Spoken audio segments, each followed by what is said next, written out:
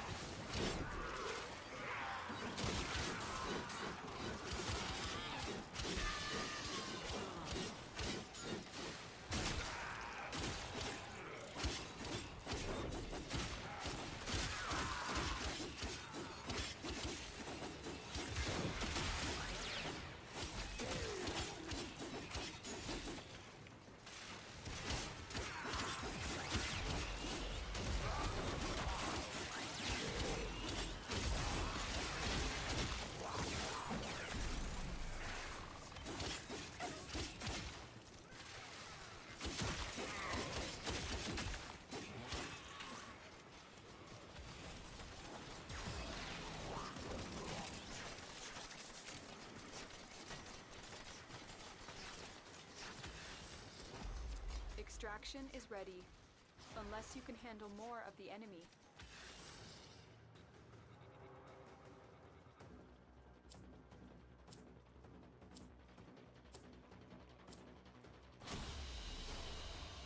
We're done here. The extraction team will take over from here. Time to evacuate.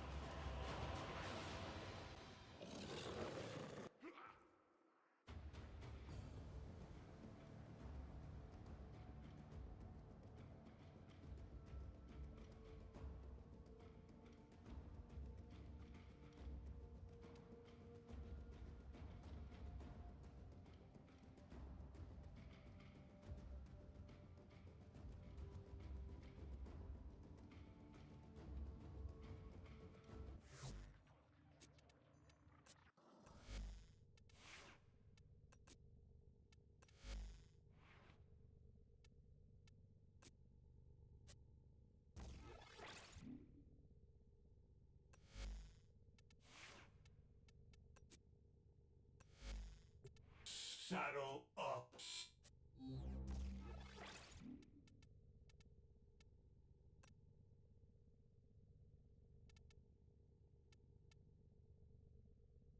Foundry items ready to claim, Operator. Operator, my foundry system has completed a build. Operator, you have foundry items ready. Claim them now. At your earliest convenience.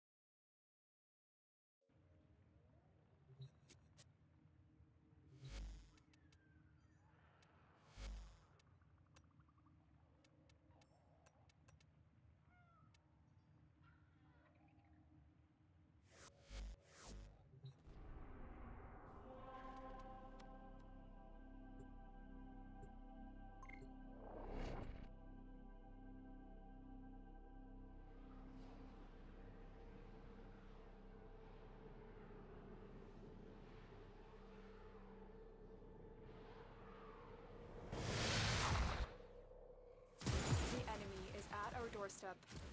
You must defend our equipment until reinforcements arrive.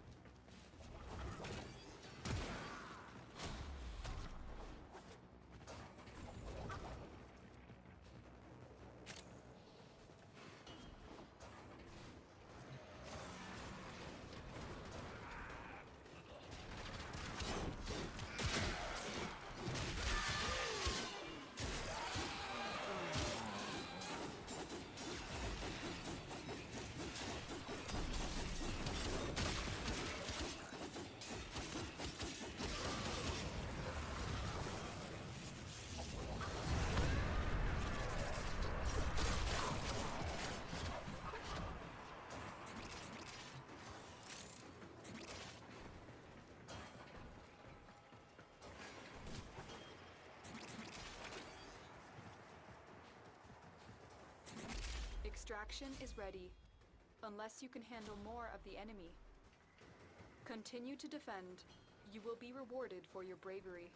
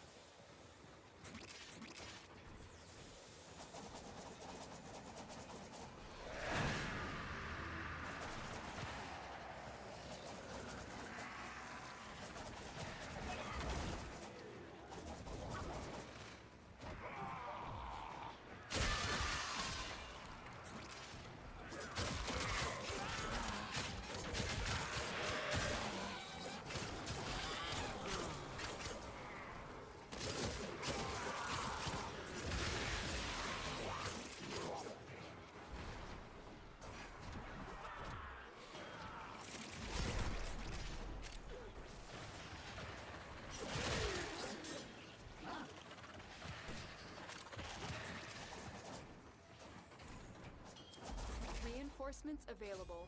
Do you choose to leave now or continue fighting? Keep fighting. Another opportunity to extract will appear soon.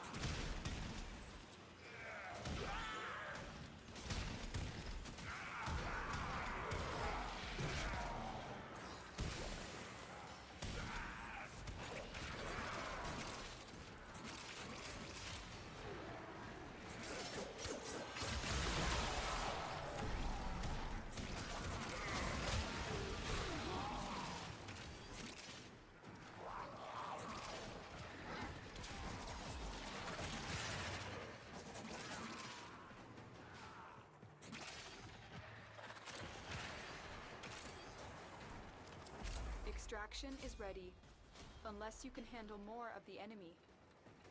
Keep fighting. Another opportunity to extract will appear soon.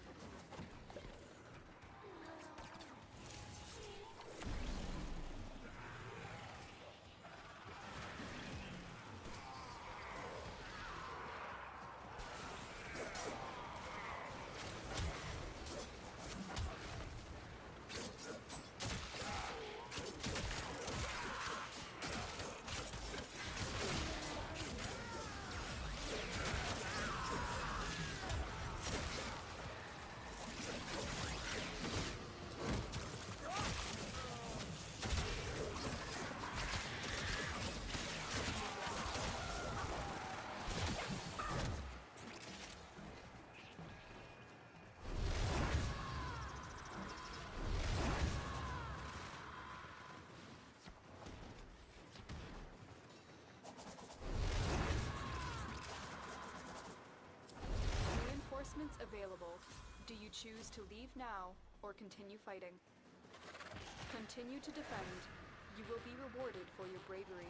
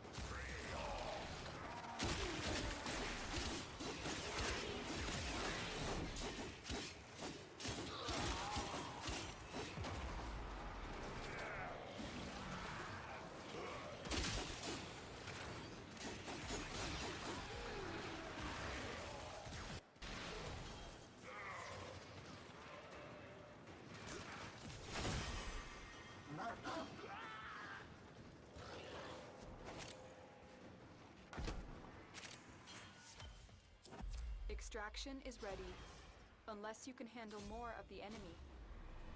Keep fighting. Another opportunity to extract will appear soon.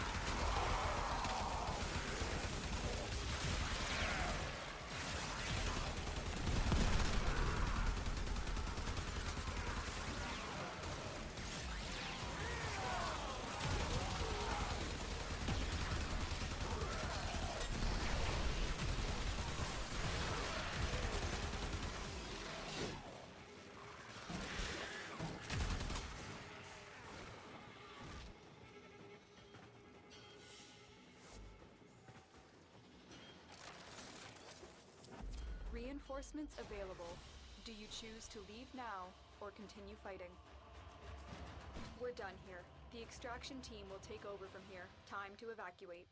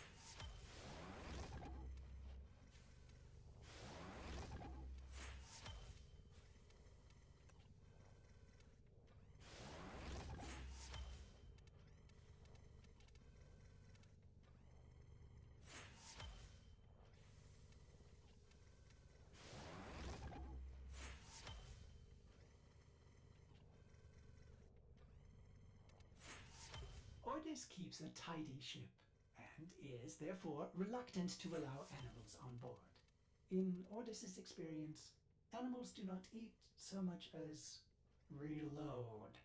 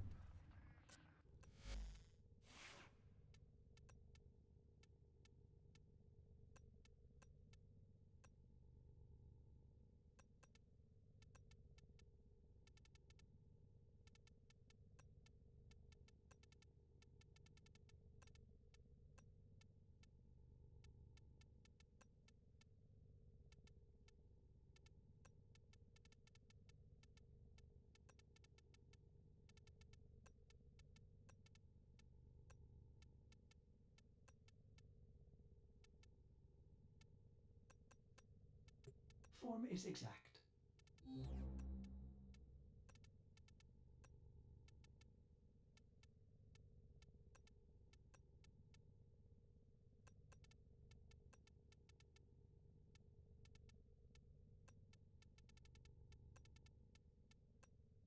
A fearsome appearance, Operator. You will strike terror in your enemies.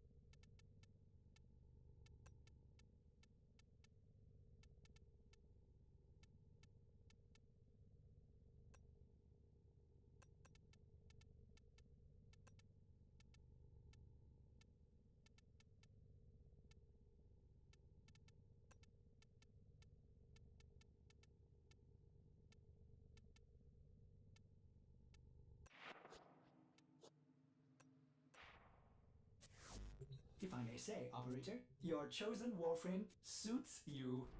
Ha ha.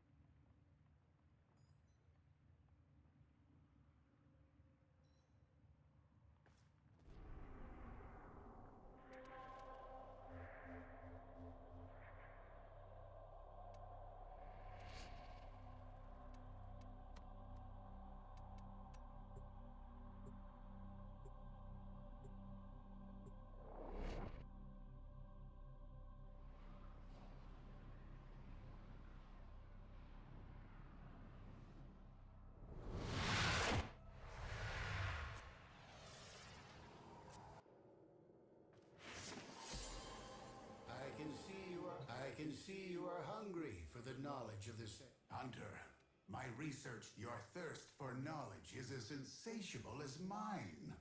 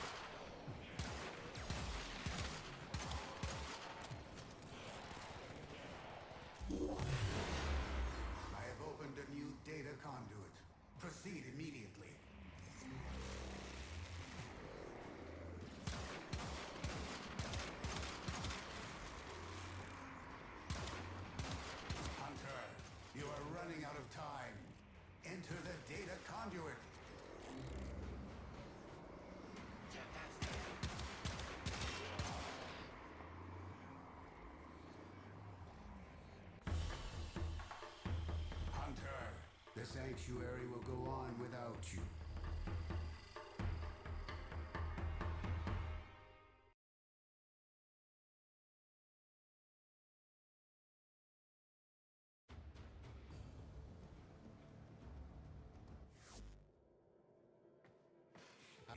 Your dedication to the Hunter, my research, your thirst for knowledge is as insatiable as mine.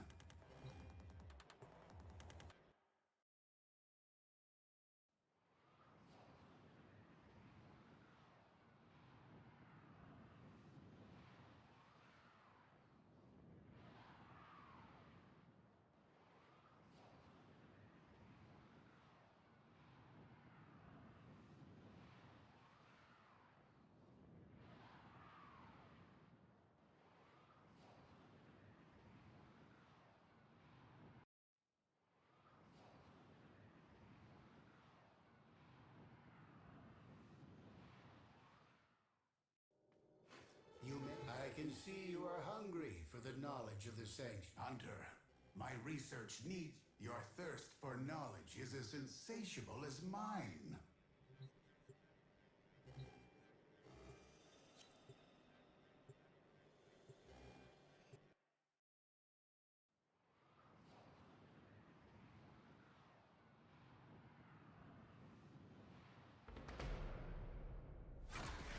This is a stress test. Destroy all specimens as quickly as possible. In this chaos, the true nature of these creatures will be revealed, as will yours.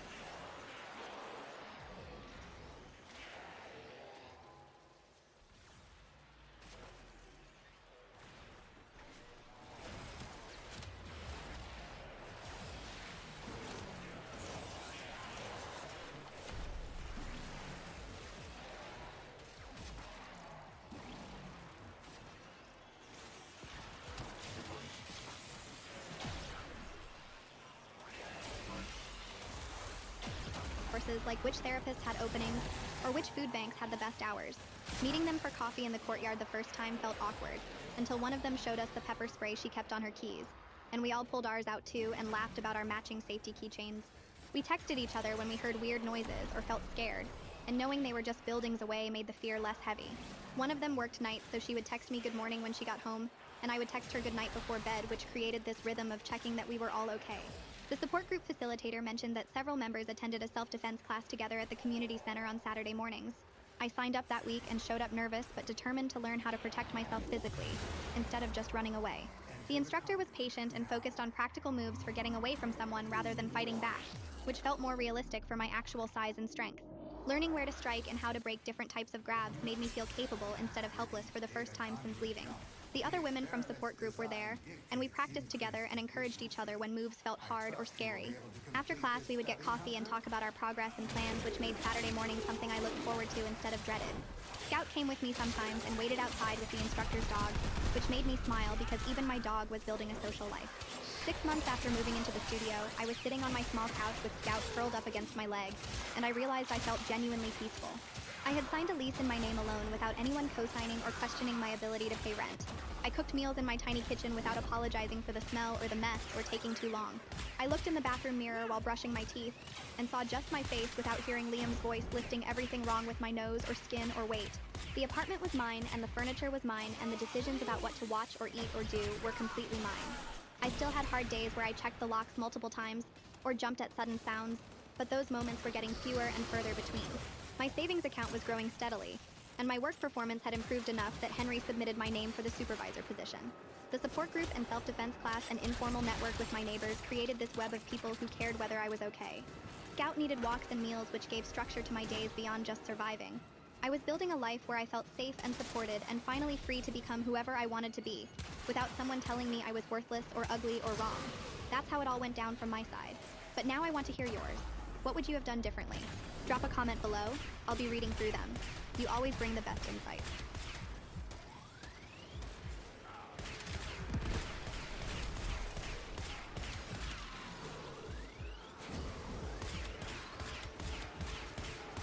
It's not easy being the one everyone counts on to keep your operation running. That's why at Grainger, we're here for you. With professional-grade industrial supplies and fast delivery. Call, click Grainger.com, or just stop by. Grainger, for the ones who get it done.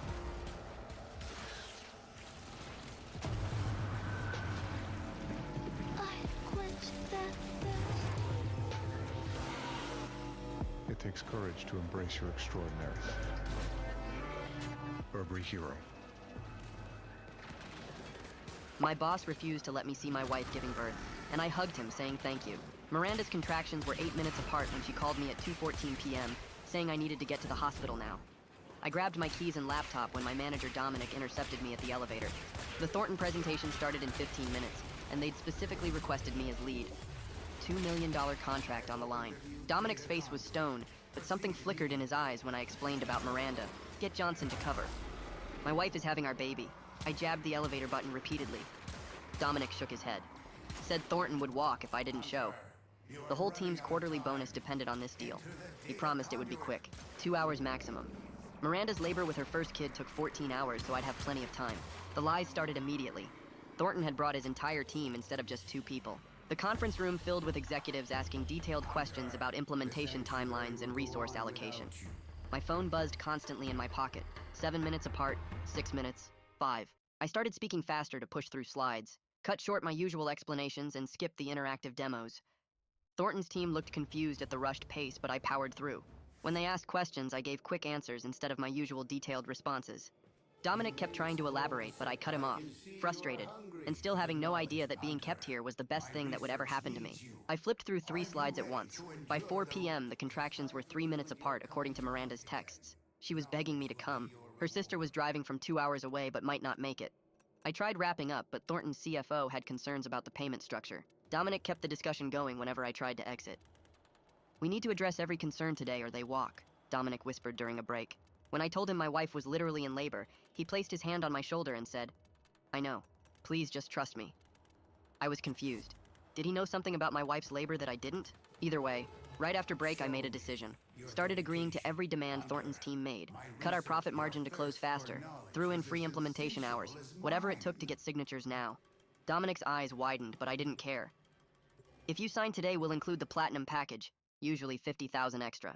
I slid the contract across the table. Thornton's team exchanged looks. They knew I was desperate, but couldn't resist the deals. Started signing pages while their lawyer scrambled to document the new terms. I paced by the window watching traffic build on the highway, calculating drive times to the hospital. At 5:23 p.m., Miranda stopped texting. The silence was worse than the constant messages. Either she was too far into labor or something had gone wrong. Dominic kept peering into my phone like he was looking for something. My hands shook signing signature pages while Thornton's lawyer explained terms I wasn't processing. I texted Miranda's sister asking for updates. Nothing. Called the hospital, but they couldn't give information over the phone. Started making mistakes on the paperwork. Wrong dates. Illegible signatures. Had to redo pages while precious minutes ticked by. Dominic noticed my panic and took over the presentation. Smoothly handled objections while I sat there imagining Miranda alone in delivery. The baby coming too fast. Complications from being premature. All the things that could go wrong without me there to make decisions. Just need these last forms notarized. Thornton's lawyer pulled out more documents. I lost it. I slammed my hand on the table and said we could handle notaries tomorrow. My wife is having our baby right now. Thornton himself stood up and told his team they had enough for today. Shook my hand and said, family comes first. Dominic went pale, trying to interrupt with technicalities like he was deliberately trying to stop me from leaving. But why would he want me to show up late to the birth of my own child? 6:47 p.m. was when we finally closed the deal. Thornton's team wanted to celebrate, but I was already running for the door. Dominic caught up in the parking garage and insisted on driving me. Said I was too emotional to drive safely. I was too desperate to argue. The drive took 23 minutes in rush hour traffic. Dominic kept making wrong turns that added time. Missed the hospital exit and had to circle back. Found the furthest parking spot from the entrance. Each delay felt deliberate, like he was doing this on purpose. Just drop me at emergency. I grabbed for the wheel. Construction. Have to go around. Dominic stayed maddeningly calm. I tried calling Miranda again. Straight to voicemail. Her sister finally texted back. At hospital. Baby coming fast. Complications. That single word made me physically sick. I demanded Dominic let me out so I could run. He ignored me and kept driving slowly. I finally bailed out at a stop sign and ran. I sprinted through the hospital entrance. Took stairs instead of waiting for elevators. Burst through security doors, setting off alarms. Labor and delivery wing was chaos when I arrived at 7:19 p.m. Nurses were rushing past with equipment. Monitors beeping. I gave Miranda's name at the desk, and the nurse's expression changed. She called for a doctor who appeared within seconds. We need to talk about your wife's delivery. The doctor guided me down a hallway away from the chaos. We entered a small consultation room with 2 chairs and a desk. She closed the door and introduced herself as Dr. Elena Gates. She told me to sit down, but I stayed standing. My legs felt weak, but sitting seemed impossible. Dr. Gates explained that Miranda went into active labor around 4 p.m., with contractions speeding up much faster than expected.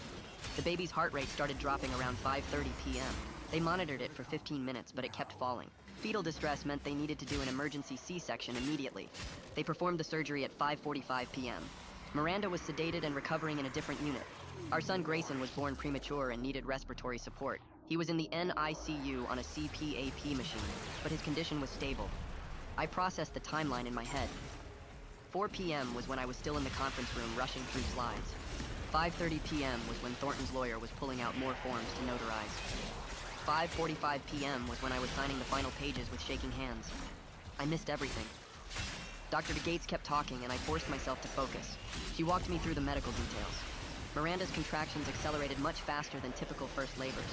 The baby came so quickly that even if I'd left at 4 p.m., I might have missed the actual delivery. But I could have been there for Miranda during the decision-making. I could have held her hand when they told her about the fetal distress. I could have been in the room when they rushed her to surgery.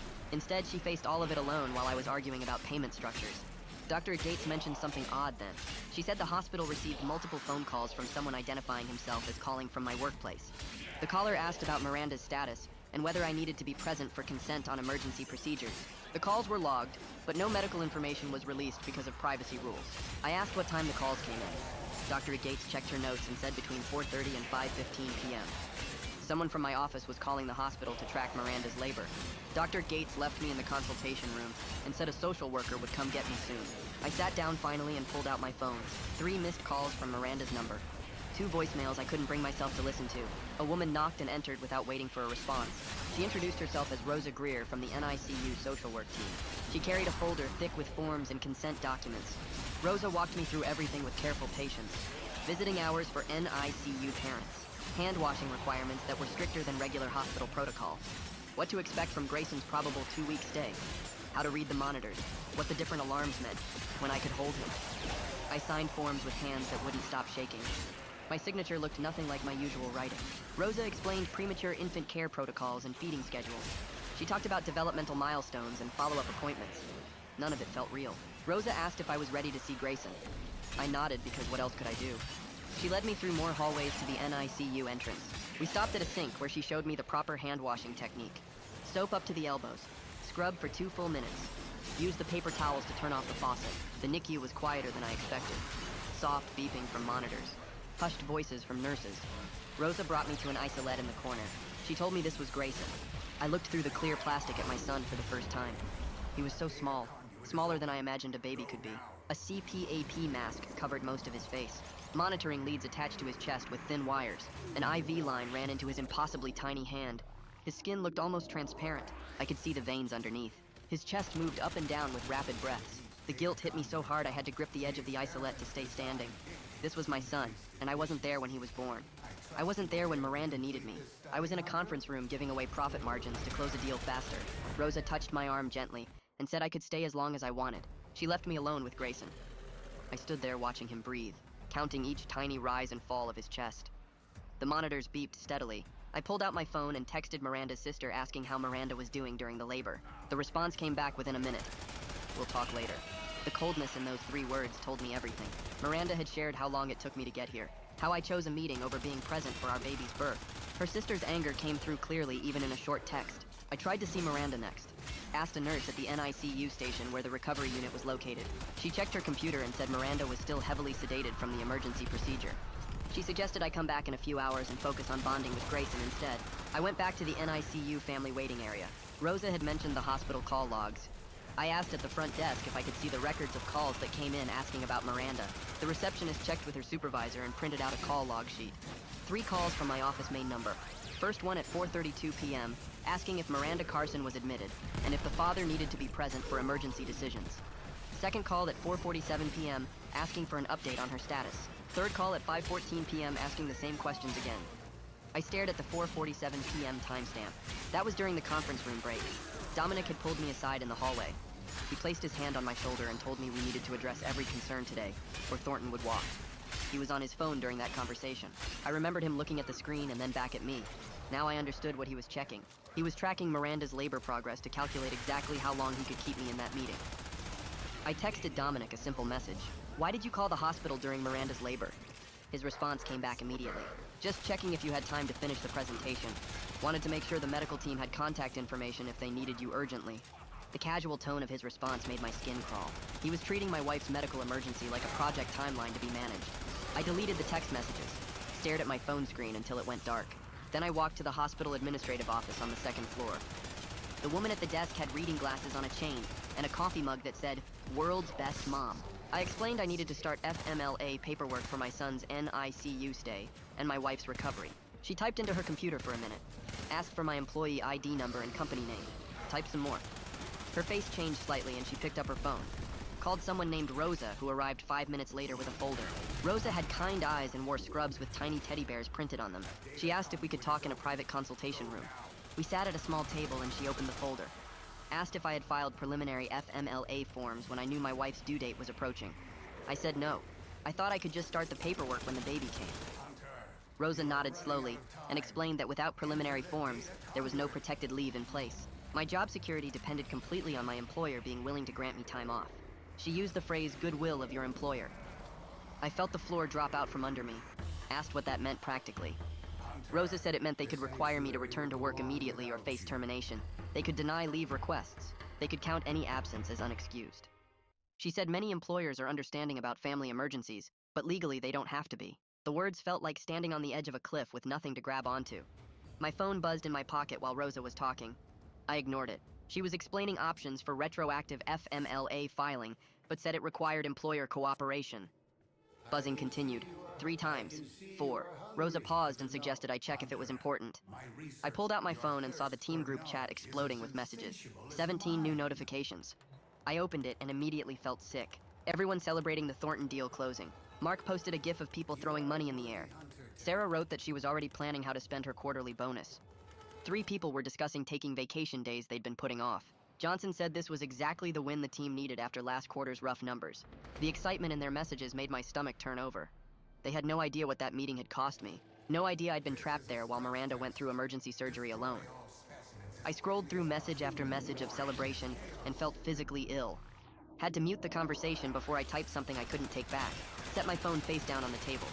Rosa was watching me with concern. Asked if I was okay. I said I was fine and asked her to continue explaining the FMLA situation. She went through the steps I'd need to take. Medical certification forms, employer notification procedures, appeal options if they denied coverage. My phone buzzed again. Different notification sound. Voicemail. I picked it up and saw it was from a number I didn't recognize. Checked the voicemail and heard Joaquin Wolf's voice. He was Thornton's CFO, the one who'd asked all the payment structure questions that afternoon. His message thanked me for the productive extended discussion and said he appreciated my thorough answers to their concerns. Then he said something that made me stop breathing. He mentioned that Dominic had specifically requested they take 30 more minutes to thoroughly review objections during the afternoon session. Said Dominic felt it was important to address every detail before moving forward. Wolf sounded slightly confused about why that was necessary since his team had been ready to sign earlier. But he thanked me again and said he looked forward to working together. I played the message twice to make sure I heard it correctly. Dominic had asked them to take more time, had deliberately extended the meeting beyond what the client even wanted. The confirmation sat in my chest like a weight. Rosa was still talking about paperwork, but I wasn't processing her words anymore. I thanked her and said I needed to go check on my wife. She handed me forms to complete and said to bring them back whenever I was ready. I walked back through the hospital hallways feeling numb. Checked the time and saw it was almost 11 p.m. 9 hours since I'd arrived. 9 hours since I'd missed everything that mattered. A nurse stopped me outside Miranda's recovery room and checked her chart. Said Miranda had woken up about 20 minutes ago and was asking for me. The nurse's expression was careful and neutral in a way that made me nervous. She opened the door and gestured for me to go in. Miranda was propped up on pillows looking exhausted and pale. Her hair was pulled back messily, and she had an IV in her left hand. When she saw me, her face crumpled. Tears started immediately mixed with something that looked like anger. She asked where I was, why it took so long. Her voice cracked on the words. I stood there with no answer that didn't sound like an excuse, opened my mouth and closed it again. She waited. I finally told her the basic truth. Said I stayed in a meeting too long because my manager convinced me I had time and I was wrong. The words sounded hollow even as I said them. Miranda stared at me for a long moment, then asked if I chose work over being here for her. The silence before I answered told her everything. I could see it in her eyes, the way they changed from confused and hurt to something harder. She turned her face away from me toward the window. Said she needed me during the scariest moment of her life and I wasn't there. Her voice was flat now, controlled. She said the medical team kept asking if they should wait for her husband, if they should hold off on the emergency procedure. She had to tell them to just do whatever was necessary, because she didn't know where I was or when I'd arrive. Had to make the decision alone while they were telling her the baby's heart rate was dropping. I tried to explain about Dominic's delays and the suspicious phone calls. Started telling her about the hospital call logs and the voicemail from Wolf. Miranda cut me off, said it doesn't matter why.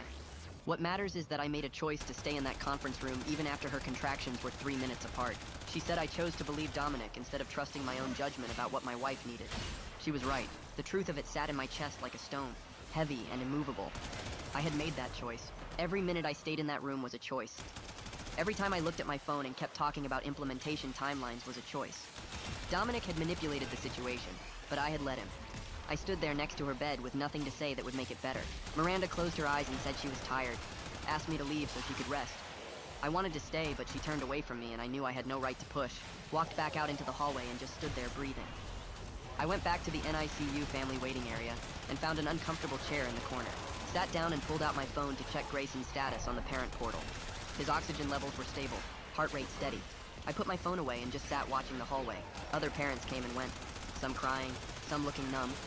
Around 2 a.m., a couple came out of the NICU holding each other and sobbing. I looked away, spent the rest of the night in that chair listening to sounds from the NICU, beeps and alarms from monitors, quiet voices of nurses doing rounds. Every alarm made my heart speed up. Made me think something was wrong with Grayson. I'd check my phone and see his stats were fine, but the fear didn't go away. Most people don't know that you can get a domain from Squarespace. Not just a website. But you're not most people, because now you know. Away. Just sat there in the dark realizing this helpless, scared feeling was what Miranda felt alone while I was PowerPointing through contract terms. She went through all of this by herself, made impossible decisions by herself, faced her worst fears by herself. Because I wasn't there. I watched the sky start to lighten through the windows around 5 a.m. My phone buzzed at exactly 6 a.m. with an email notification. Warren Huff from HR. The subject line said, "Congratulations and Thornton contract discussion." I opened it and saw corporate cheerfulness that felt obscene. Warren congratulated me on the baby and said he hoped everyone was doing well. Then asked to schedule a brief debrief on the Thornton contract process and timeline. Said it was standard procedure after major deals to review what went well and identify improvement opportunities. Wanted to set up a call for later in the week. The message felt wrong on every level. Like someone asking about quarterly targets at a funeral. But I recognized it as normal business procedure. The kind of thing that happens regardless of personal circumstances. I didn't respond. Just set my phone down and watched nurses change shifts outside the NICU doors. I pulled out my phone and opened Warren's email again. Read it twice to make sure I understood what he was really asking. Then I started typing a response right there in the waiting area chair. Kept the language direct but professional. Told Warren I needed to take immediate family leave starting today. Explained that my son was in the NICU and my wife was recovering from emergency surgery. Then I added a paragraph about concerns regarding my manager's interference with my ability to reach the hospital during a medical emergency. Said I had documentation of the timeline and circumstances that prevented me from being present during the delivery. Copied my personal email address on the message in case I needed the paper trail later. Hit send at 6:23 a.m. and immediately started gathering evidence before I lost my nerve. I went through my text messages with Miranda and took screenshots of every single one with the timestamps visible. Started at 2:14 p.m. when she first called and went all the way through to when she stopped texting at 5:23 p.m. The progression was brutal to look at. 8 minutes apart, 6 minutes, 3 minutes. Her messages getting more scared and desperate while I stayed in that conference room. I found the parking garage ticket in my wallet and took a photo showing I left at 6:47 p.m. Found Dominic's text messages and screenshotted those too. His casual check-ins during the meeting asking how things were going. His offer to drive me that I now realized was about control. I opened my email and found the message thread with Rosa from yesterday, where she mentioned the hospital call logs. Sent her a message asking if I could access those records for my own documentation. She responded within minutes saying she'd print them out for me. By 7:30 a.m., I had a folder on my phone with everything organized by timestamp. The evidence made Dominic's deliberate stalling completely clear. Dr. Gates showed up during morning rounds and saw me sitting in the waiting area surrounded by phone screens and notes. She asked if I was okay and I said I was compiling some work documentation. She nodded and said she wanted to walk me through the emergency C-section decision process since I'd missed the initial explanation. We went to a quiet consultation room and she pulled up Miranda's chart on a tablet. She explained that when fetal distress happens the way it did with Grayson, they don't wait for spousal consent because minutes matter for the baby's brain oxygen. The heart rate dropped suddenly around 5:30 p.m., and they had Miranda in the operating room within 15 minutes. She said even if I'd left the office at 4 p.m., I probably would have missed the actual delivery. But I could have been there for Miranda during the scary decision-making process. The explanation made me feel slightly less guilty about not being there to sign forms, but it didn't touch the guilt about Miranda facing it alone. Dr. Gates was gentle but honest, said Miranda had been terrified and asking for me repeatedly. Around 9 a.m., Miranda's sister finally arrived at the hospital. I saw her get off the elevator and head straight for Miranda's room without acknowledging me, and later she came out and asked if we could talk privately. We walked to a quiet corner near the hospital chapel, and she crossed her arms. She told me she'd called my office around 4:15 p.m. when Miranda's contractions were getting really serious. Said she was transferred to someone named Dominic, who assured her I was handling things and would leave as soon as the client meeting wrapped up. Her voice was cold and angry.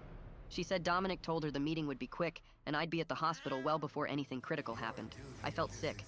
Asked if she still had the call log on her phone. She pulled it out and showed me. There was the timestamp, 4:15 p.m. Dominic's name in her notes from when he identified himself. She said he sounded very confident and professional. Told her these first babies always take forever anyway, and that I'd have plenty of time. The calculated lie made my hands shake. She kept scrolling through her phone and then stopped. Said she'd saved a voicemail from that call because something about it felt off at the time. She played it on speaker. Dominic's voice came through smooth and reassuring.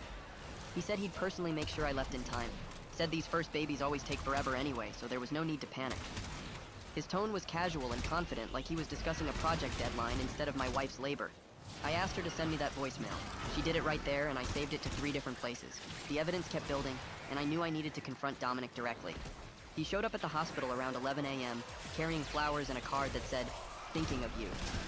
I saw him ask at the main desk for Miranda's room number, and I intercepted him before he could get to the elevator. Told him we needed to talk and led him down to the cafeteria. We got coffee and sat at a corner table. I pulled out my phone and played him the voicemail from Miranda's sister without any introduction.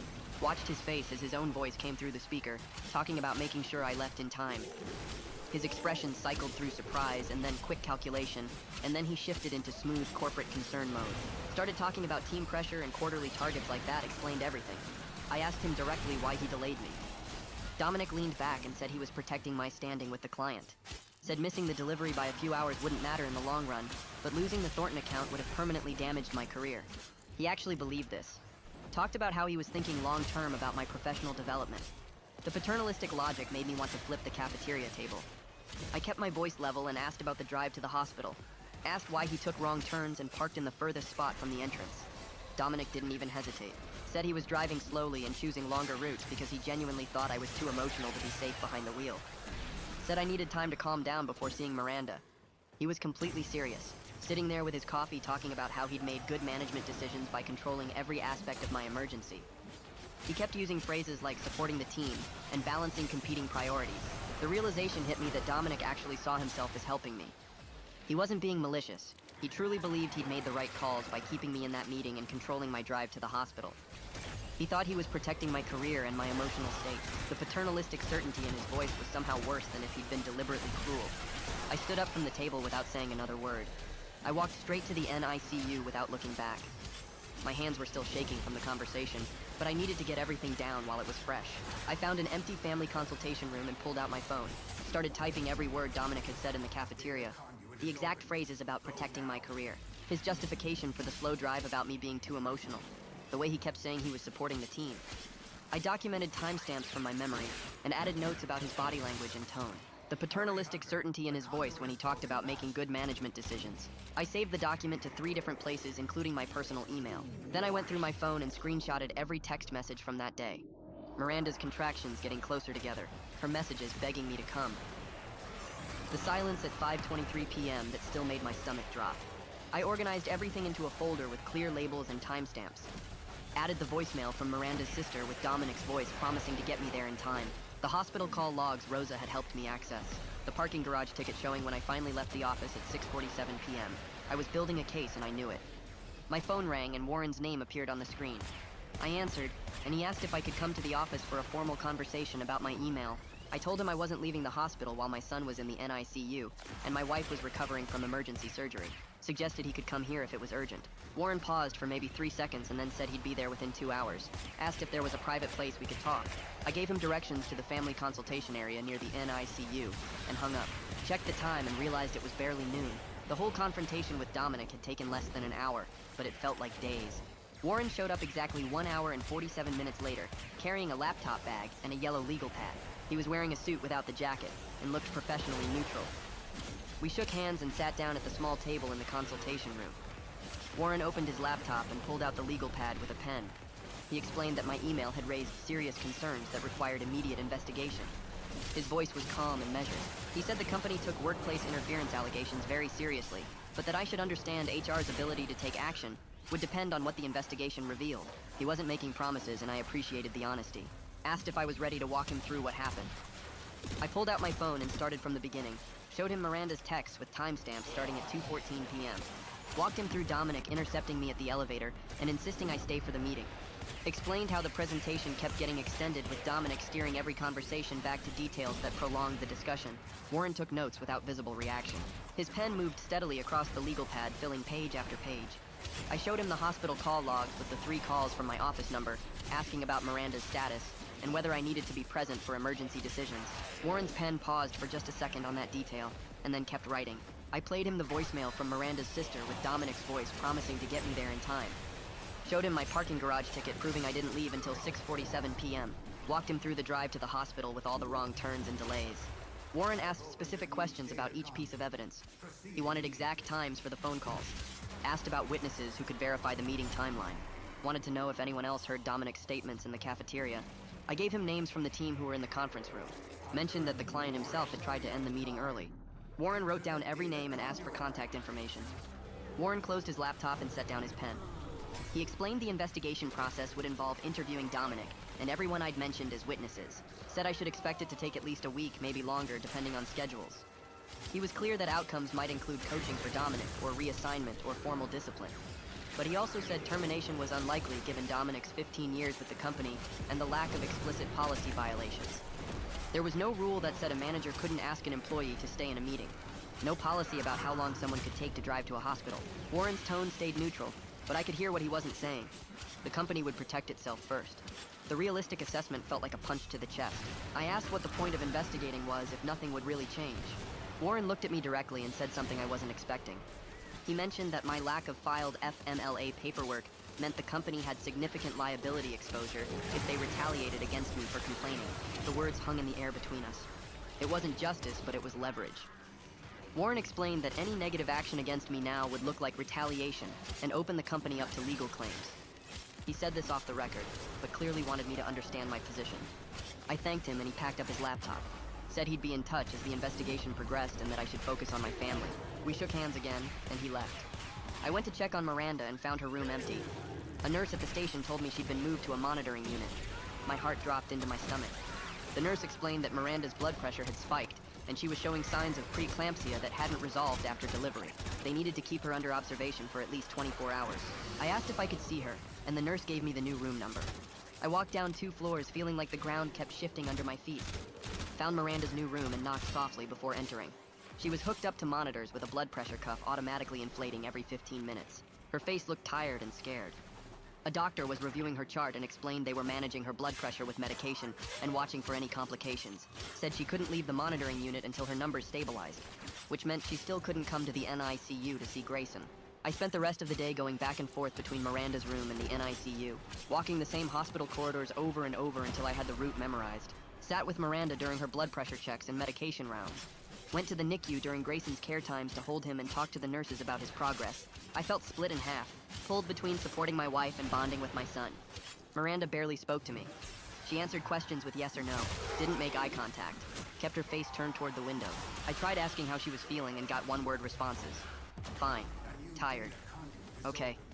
The distance between us felt like miles even though we were sitting 3 feet apart. I didn't know how to bridge the gap my absence had created. Every time I tried to explain about Dominic or the investigation, she just nodded without responding. I finally stopped trying and just sat there in silence.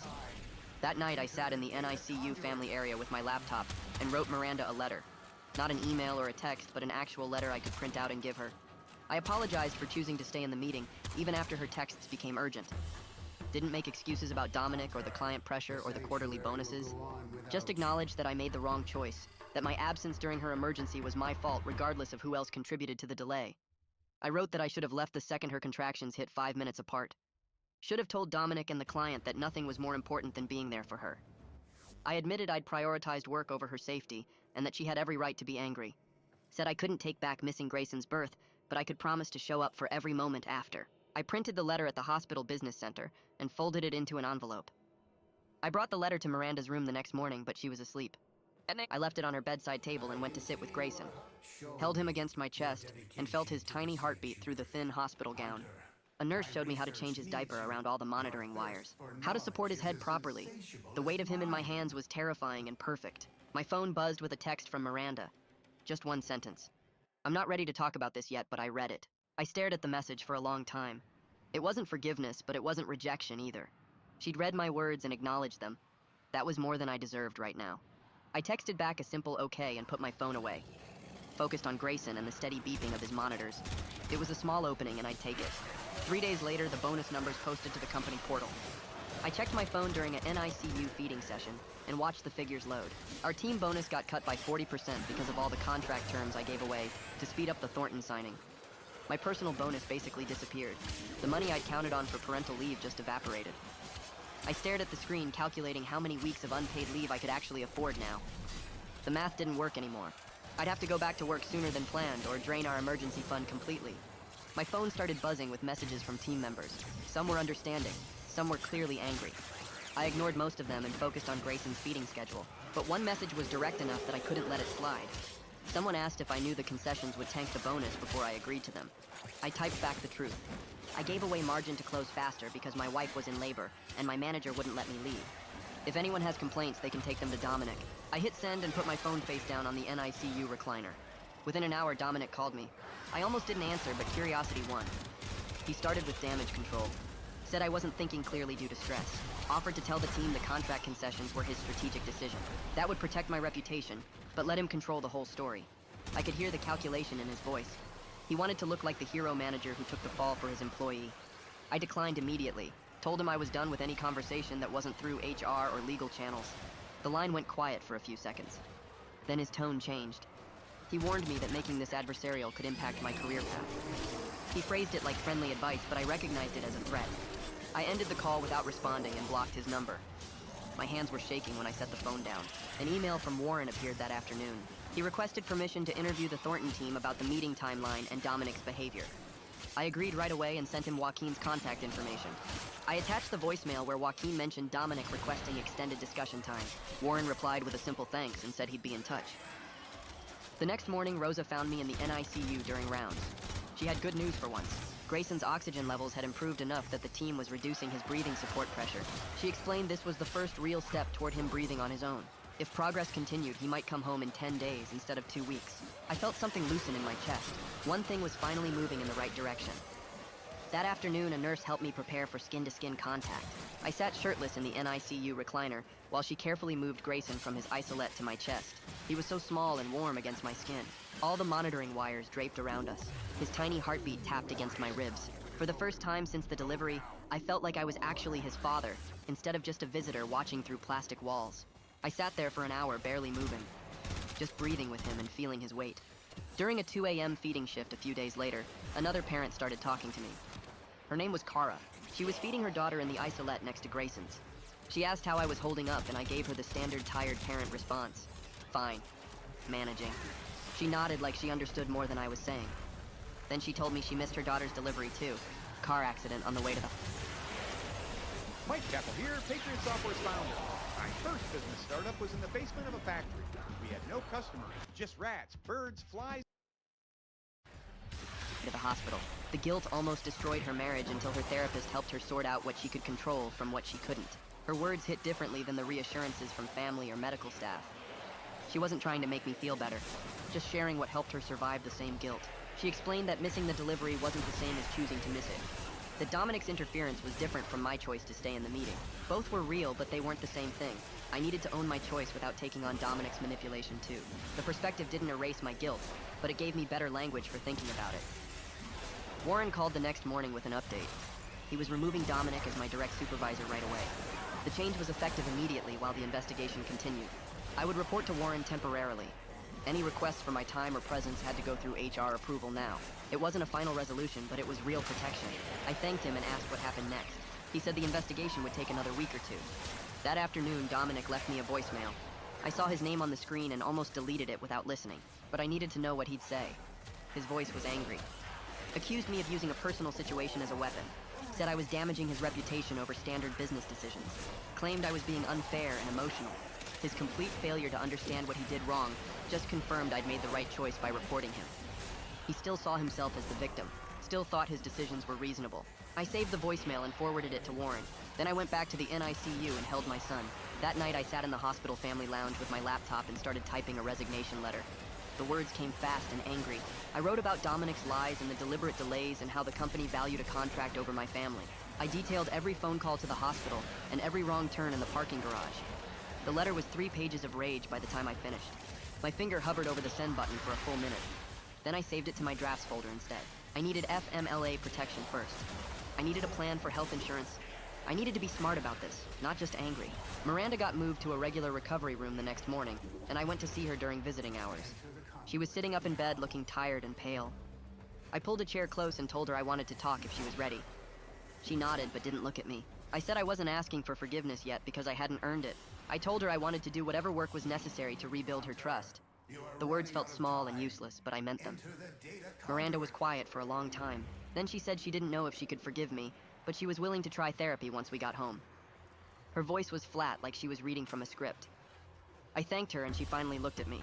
Her eyes were red from crying. We sat in silence for a few minutes, and then I asked if she wanted to talk about what happened during the delivery. She shook her head and said not yet.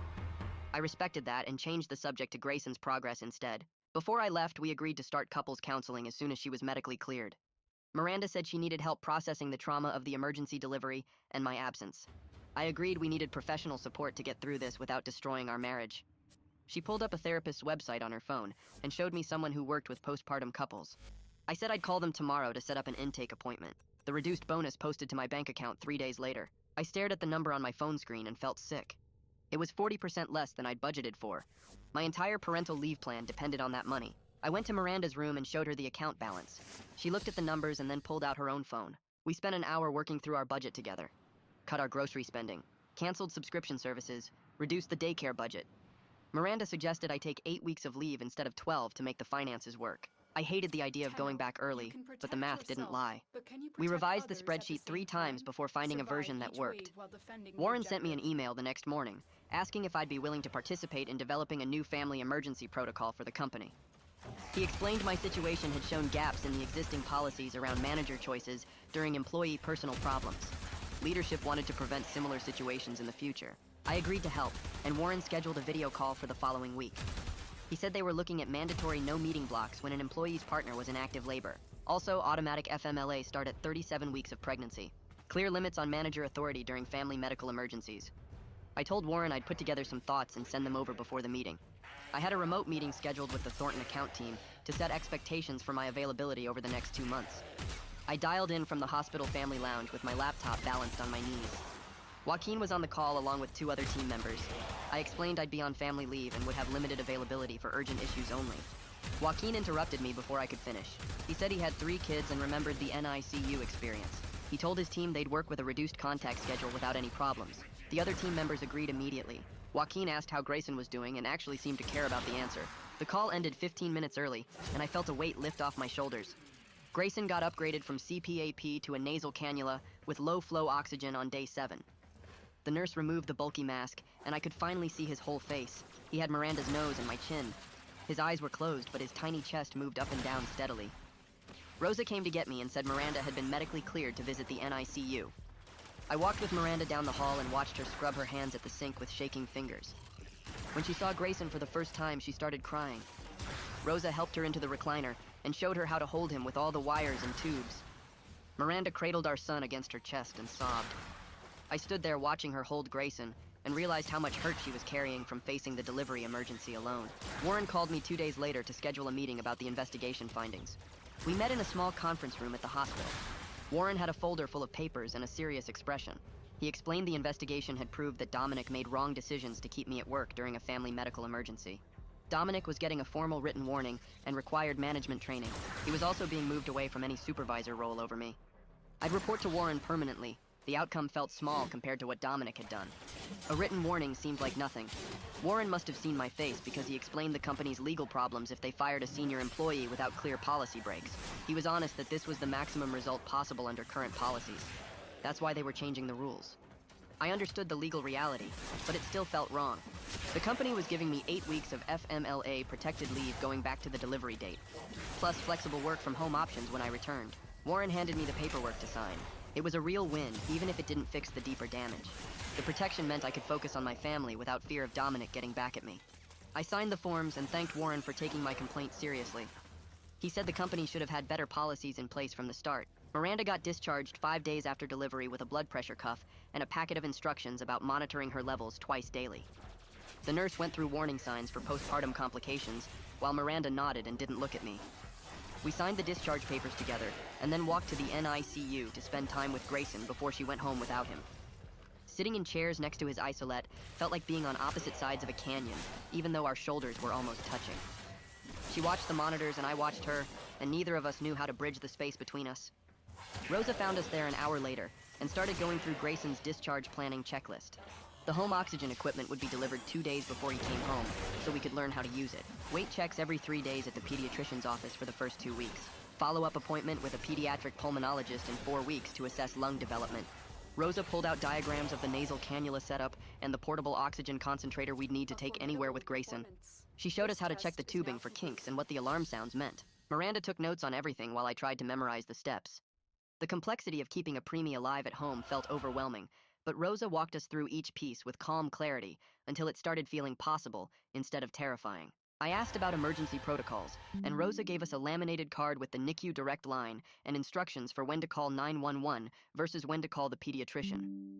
She made us practice explaining Grayson's medical history in under 30 seconds, because that's what paramedics would need to hear first. I scheduled our first couples therapy intake appointment that afternoon, using a referral from the hospital social worker. The therapist specialized in postpartum relationship repair and trauma processing. Her next opening was 2 weeks after Grayson's expected discharge date. I booked it, and then called Miranda to confirm she'd come. She said yes in a flat voice that told me she was doing it because it was necessary, not because she'd forgiven me. We agreed to weekly sessions, and I put every Thursday at 6 p.m. in my calendar for the next 3 months. That night in the hospital family area, I opened my laptop and started writing everything down. The complete timeline from Miranda's first call at 2:14 p.m. through arriving at the hospital at 7:19 p.m. Every choice I made and every choice Dominic made. The contract terms I agreed to and what they cost the team. The moment I realized I'd valued a business deal over being present for my wife's emergency. I wrote about the strange clarity that came from having my priorities forcibly reordered, how missing Grayson's birth showed me exactly how badly I'd been failing my family. I titled the document, "The Best Thing That Ever Happened," because that's what it was, even though it felt like the worst thing while it was happening. The awareness that came from that day was the only thing that could save us. Without it, I would have kept making the same choices and slowly destroyed my marriage through 1,000 small absences. I saved the document and sent a copy to my personal email, in case I ever needed to remember what rock bottom felt like. I drafted a proposal for the new family emergency protocol over the next 2 days between NICU visits. Mandatory no meeting blocks when an employee's partner was in active labor. Automatic FMLA initiation at 37 weeks of pregnancy instead of waiting for the employee to file. Clear limits on manager authority during family medical crises, with escalation procedures that went around the direct supervisor if needed. I included specific language about what constituted an emergency and what didn't, and consequences for managers who interfered with employees leaving for legitimate family situations. Warren reviewed my draft during a video call and said he'd incorporate most of my suggestions into the policy revision. Some details needed legal review, but the core framework matched what leadership wanted to implement. He thanked me for turning my experience into something that could protect other employees and said the policy would be named after me internally, even if they couldn't do that officially. A package arrived at the hospital on day 12 with a congratulations gift basket from the Thornton account team. Fancy chocolates and a teddy bear, and a card signed by everyone who'd been in that conference room. Joaquin Wolf had included a separate note on his personal stationery, saying he appreciated my honesty about needing family time, and that it actually increased his respect for me as a business partner. He confirmed they were comfortable with my reduced availability through the end of the quarter, and looked forward to working together when I was ready to fully engage again. The note made me feel slightly less like I'd destroyed my career along with everything else. Grayson came home on day 14 with a small oxygen tank and a nest of monitoring equipment that took over half our bedroom. The first night was complete chaos. Alarms going off every time he moved wrong and disconnected a lead. Feeding struggles where he'd take an ounce and then fall asleep exhausted from the effort. Miranda and I taking turns sleeping in 2-hour shifts while the other one watched the monitors. I stayed present through all of it without checking my work email even once. Didn't look at my phone except to set timers for feedings. Didn't think about the Thornton account or quarterly reviews or anything except keeping Grayson breathing and fed and warm.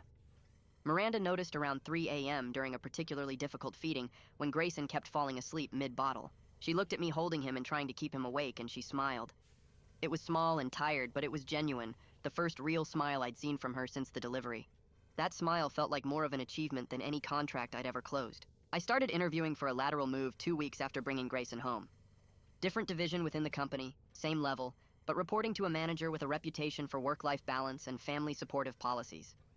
I wasn't running away from consequences, but I also wasn't staying in a reporting structure that had been permanently damaged by Dominic's interference. The new manager's name was Janet, and she had 3 kids and a policy of no emails after 6 p.m. During our first conversation, I was honest about everything that had happened and why I wanted to transfer. She said she respected me for reporting the problem instead of just leaving, and that her team would benefit from someone who'd learned these lessons the hard way. We scheduled a second interview for the following week. 3 weeks after bringing Grayson home, Miranda and I had a quiet moment during a 3 a.m. feeding. I was holding Grayson, and she was preparing the next bottle when she stopped and looked at me. She said she was starting to forgive me. Not all the way yet, but getting there. She said watching me show up completely for the hard parts of parenting was slowly rebuilding her trust, and that she believed I'd learned what actually matters. I told her I missed Grayson's birth, but I didn't miss the beginning of being his father, and that I'd spend the rest of my life proving my family comes first. She came and sat next to me on the couch and put her head on my shoulder while Grayson finished his bottle. We sat there together in the dark nursery, exhausted and healing, listening to the oxygen concentrator hum and watching our son breathe.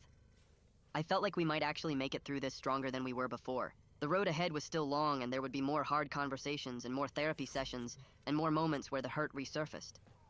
but we were moving in the right direction. That was enough for now. Well, that's the shocking finale no one asked for. Now, just If in you're still case some of watching, you might be in ain't too doing deep all to this turn out of the back. kindness of your But hey, hearts. misery loves company, right? Go ahead and subscribe, we're all bad decision makers here.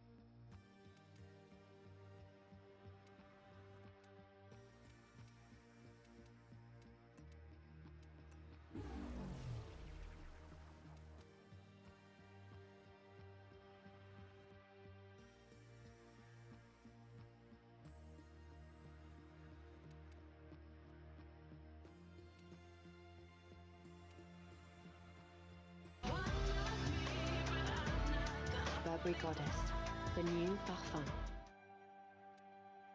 The day I found my father-in-law, measuring my grass with a ruler, while I was at work, was the day I decided to drive him crazy, using $400 worth of yard statues. It worked better than I expected, and things got unexpectedly serious. Hey Reddit, my father-in-law thought he was the king of lawns, always judging mine like it was a crime scene. One day I caught him measuring my grass with a ruler. That's when I decided to fight back. But first, let me explain how it started. My name's Evan. I'm 34, married to Claire, and work as a project coordinator for a logistics company, mostly spreadsheets, calls, and chasing people about deadlines. Claire's 32, teaches 3rd grade, and somehow stays calm while handling 30 loud kids every day.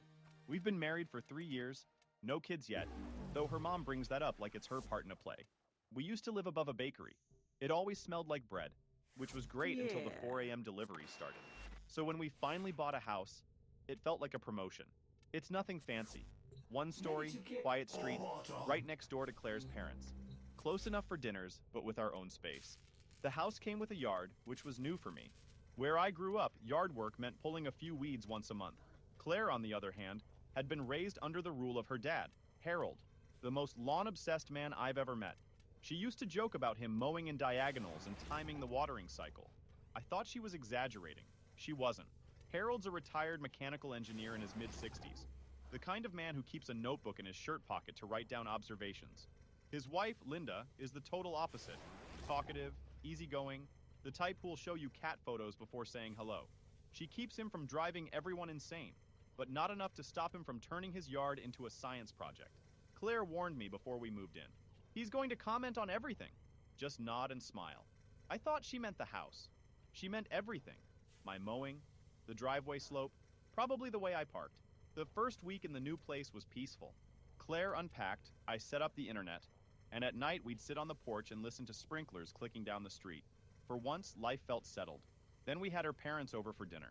Claire cooked lasagna. I mowed just enough to make the yard look decent.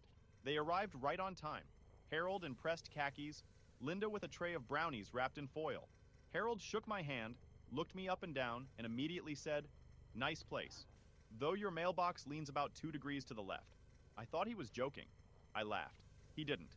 "You'll want to fix that before winter," he added. "Frost will make it worse." Fabrication Claire complete. groaned. "Dad, please. We just moved in. Just helping," he said, smiling in a way that didn't look like smiling. Dinner went fine after that. Linda asked about my job, Claire told school stories, and Harold quietly eyed the window like he was waiting for the grass to do something wrong. After dessert, he said, "You should see the improvements I made to my irrigation system. It'll take 5 minutes." We followed him because saying no to Harold feels like breaking a rule. His house sits on a corner lot, and his lawn looks fake. Every blade the same height, edges sharp as if cut with scissors. Flower beds arranged in perfect ovals, solar lights spaced evenly like soldiers. The Japanese maple by the porch looked trimmed by computer. He opened the garage and revealed rows of hanging tools, each labeled rake, edger, trimmer. A laminated calendar listed mowing dates, watering times, and fertilizer formulas. "This," he said proudly, "is consistency." I nodded. Claire rolled her eyes. Then he pulled out a laminated sheet and handed it to me. Across the top it said, "Evan's Quick Start Lawn Guide." It had mowing diagrams, watering schedules, and a grass blade height reference table. I stared at it. "Wow, this is detailed." He nodded, serious. "You'll thank me later. A good lawn reflects good character." Linda laughed and told him to leave us alone before he started assigning homework. On the walk home, Claire said, "Don't take it personally. He really thinks he's helping." "Yeah," I said, staring at the laminated sheet tucked under my arm like a rule book. That night, I looked out at our yard. It wasn't bad. Some uneven patches, a few weeds, but definitely fine. Why? Still, the image of Harold's perfect lawn under the streetlight stuck with me. Mine looked dull beside it. The next morning, while taking out the trash, I saw him in his driveway, watering his grass with slow, careful movements. He waved. I waved back. As he turned, I noticed the silver tape measure hanging from his belt. He pulled it out, let it snap back, and smiled faintly. "Consistency is love," he called. I just nodded and went inside.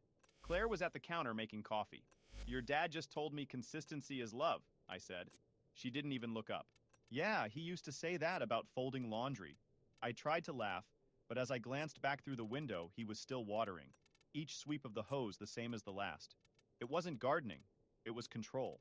Every inch of that lawn obeyed him. And me? I had a yard full of slightly crooked grass right next door. At the time, I told myself it was harmless, just Harold being Harold. But standing there with that laminated guide and his words echoing in my head, I couldn't shake the feeling that something small had just shifted. I didn't know it then, but that was the first crack in what would turn into a very weird war. The first weekend after moving in, I finally had time to really mow the yard. I'd already done a quick pass before Claire's parents came for dinner. Today, I unpacked the mower that came with the house, cleaned the old gas out, and gave it a proper tune-up. The blades weren't great, but they worked. I wasn't going for perfection, just not embarrassing. I set the blade height where it looked right, started cutting, and 20 sweaty minutes later, the grass looked even enough to me. There were no perfect lines like Harold's lawn, but it was green, short, and clean. I figured that was the end of it. The next day, I came home early from work because one of my afternoon meetings got canceled. As I pulled into the driveway, I noticed someone bent over in my front yard. For a split second, I thought it was a kid, or maybe a delivery guy dropping something. Then the person straightened up, and I saw the khaki shorts, tucked-in polo, and shiny tape measure in his hand. Harold. He was kneeling in the middle of my grass, holding the tape against a patch near the walkway, squinting at the numbers. He had a small clipboard tucked under one arm. I sat there in the car for a few seconds, watching through the windshield like maybe I'd misread the situation. Nope. He knelt down again, measured another patch, and started writing something down. I got out of the car and tried to keep my voice calm. "Hey, Harold, what's going on?" He looked up, not even embarrassed. "Your grass height varies by almost a full inch," he said, like he was announcing a medical diagnosis. "You'll want to address that before it spreads." "Before it spreads?" I repeated. He nodded seriously. "Inconsistent mowing encourages uneven growth patterns. I thought I'd document the problem so I can show you the proper procedure this weekend." I blinked at him. "You're documenting my grass? It's for your benefit, Evan. No need to get defensive." He made another note and added, "You used a dull blade. It tears instead of cutting. I can bring my sharpener over." I took a slow breath. "Maybe don't measure my yard while I'm not home, okay?" He adjusted his glasses. "It's good to be proactive." "Yeah," I said, "but it's also good to stay on your own side of the property line." He gave this tiny smirk. "Technically, I'm standing right on it." Then he snapped the tape measure back into its case, jotted one last thing on his clipboard, and said, "You'll thank me later," before walking off like nothing happened. That night, I told Claire. She put her hands over her face and groaned. "He didn't. Tell me he didn't." "He did. Clipboard and everything." She sighed. "I'll talk to him. He probably thought he was helping. Helping would be offering to fix my mower, not treating me like a science project." She gave me a look that said, "Drop it." I did, mostly. But the next morning, when I opened the front door, there was a neatly folded sheet of paper under the doormat. It was typed and formatted like a report, with categories and bullet points. The title read, "Yard Assessment, 1529 Oakwood Drive, for review." Each section had a score out of 10. Blade height, 6 out of 10. Uneven, evidence of tear marks. Edging, 5 out of 10. Could improve precision. Clippings, 8 out of 10. Decent removal. Curb presence, 4 out of 10. Slightly unbalanced. At the bottom was a note. Recommendation, adjust mower blade and adopt cross-pattern technique. There was no signature, but the font was the same one Harold used on his laminated guides. Arial Narrow. I didn't even have to ask who wrote it. When Claire got home, I handed it to her. She rolled her eyes so hard I thought they might stay that way. "Okay," she said. "That's too much. I'll talk to him. He's grading me, Claire, on my grass." I know. He just doesn't realize how weird that is. That night, as we were eating, I noticed a white envelope sticking out of the mail pile. It was from the HOA. Inside was a warning about lawn uniformity and a polite reminder to maintain property standards. There was a printed photo attached, my front yard. In the corner of the picture, you could clearly see the reflection of Harold's car mirror. I stared at it for a long time. This has to be him. Claire looked at the photo and winced. Maybe someone else reported it? Someone with his exact car? She didn't answer. An hour later, Harold posted in the family group chat. It was a photo of his lawn, bright stripes running diagonally across it like a golf course. The caption read, "Order is a form of respect, for your neighbors and yourself." My phone buzzed with heart emojis from Linda and Claire's aunt. I said nothing.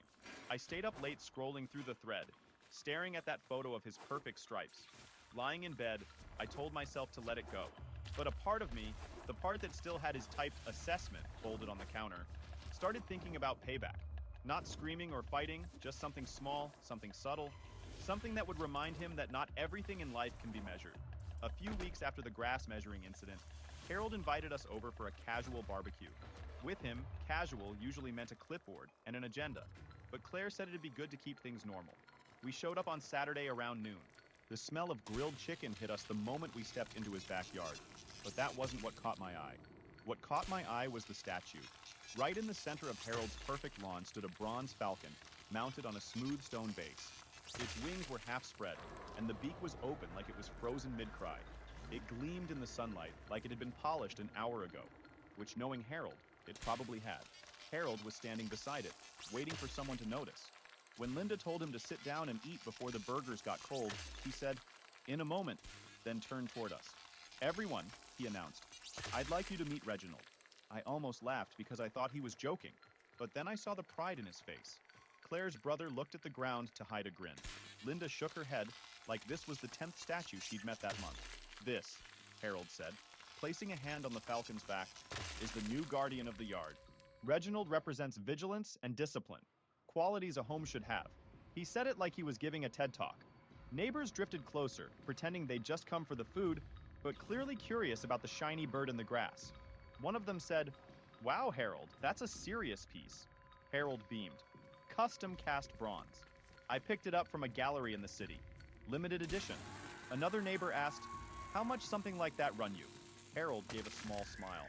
"Let's just say quality comes at a price," which, translated from Harold's speak, meant a lot. He launched into falcon symbolism and how it elevated the yard's narrative. Claire leaned toward me and whispered, "If he starts reciting poetry, we're leaving." When Harold finally stepped away to flip the burgers, I took out my phone and quietly snapped a picture of the statue. I didn't know why, maybe curiosity, maybe instinct, but something about that smug bird standing in the middle of his perfect yard made me want to level the playing field a little.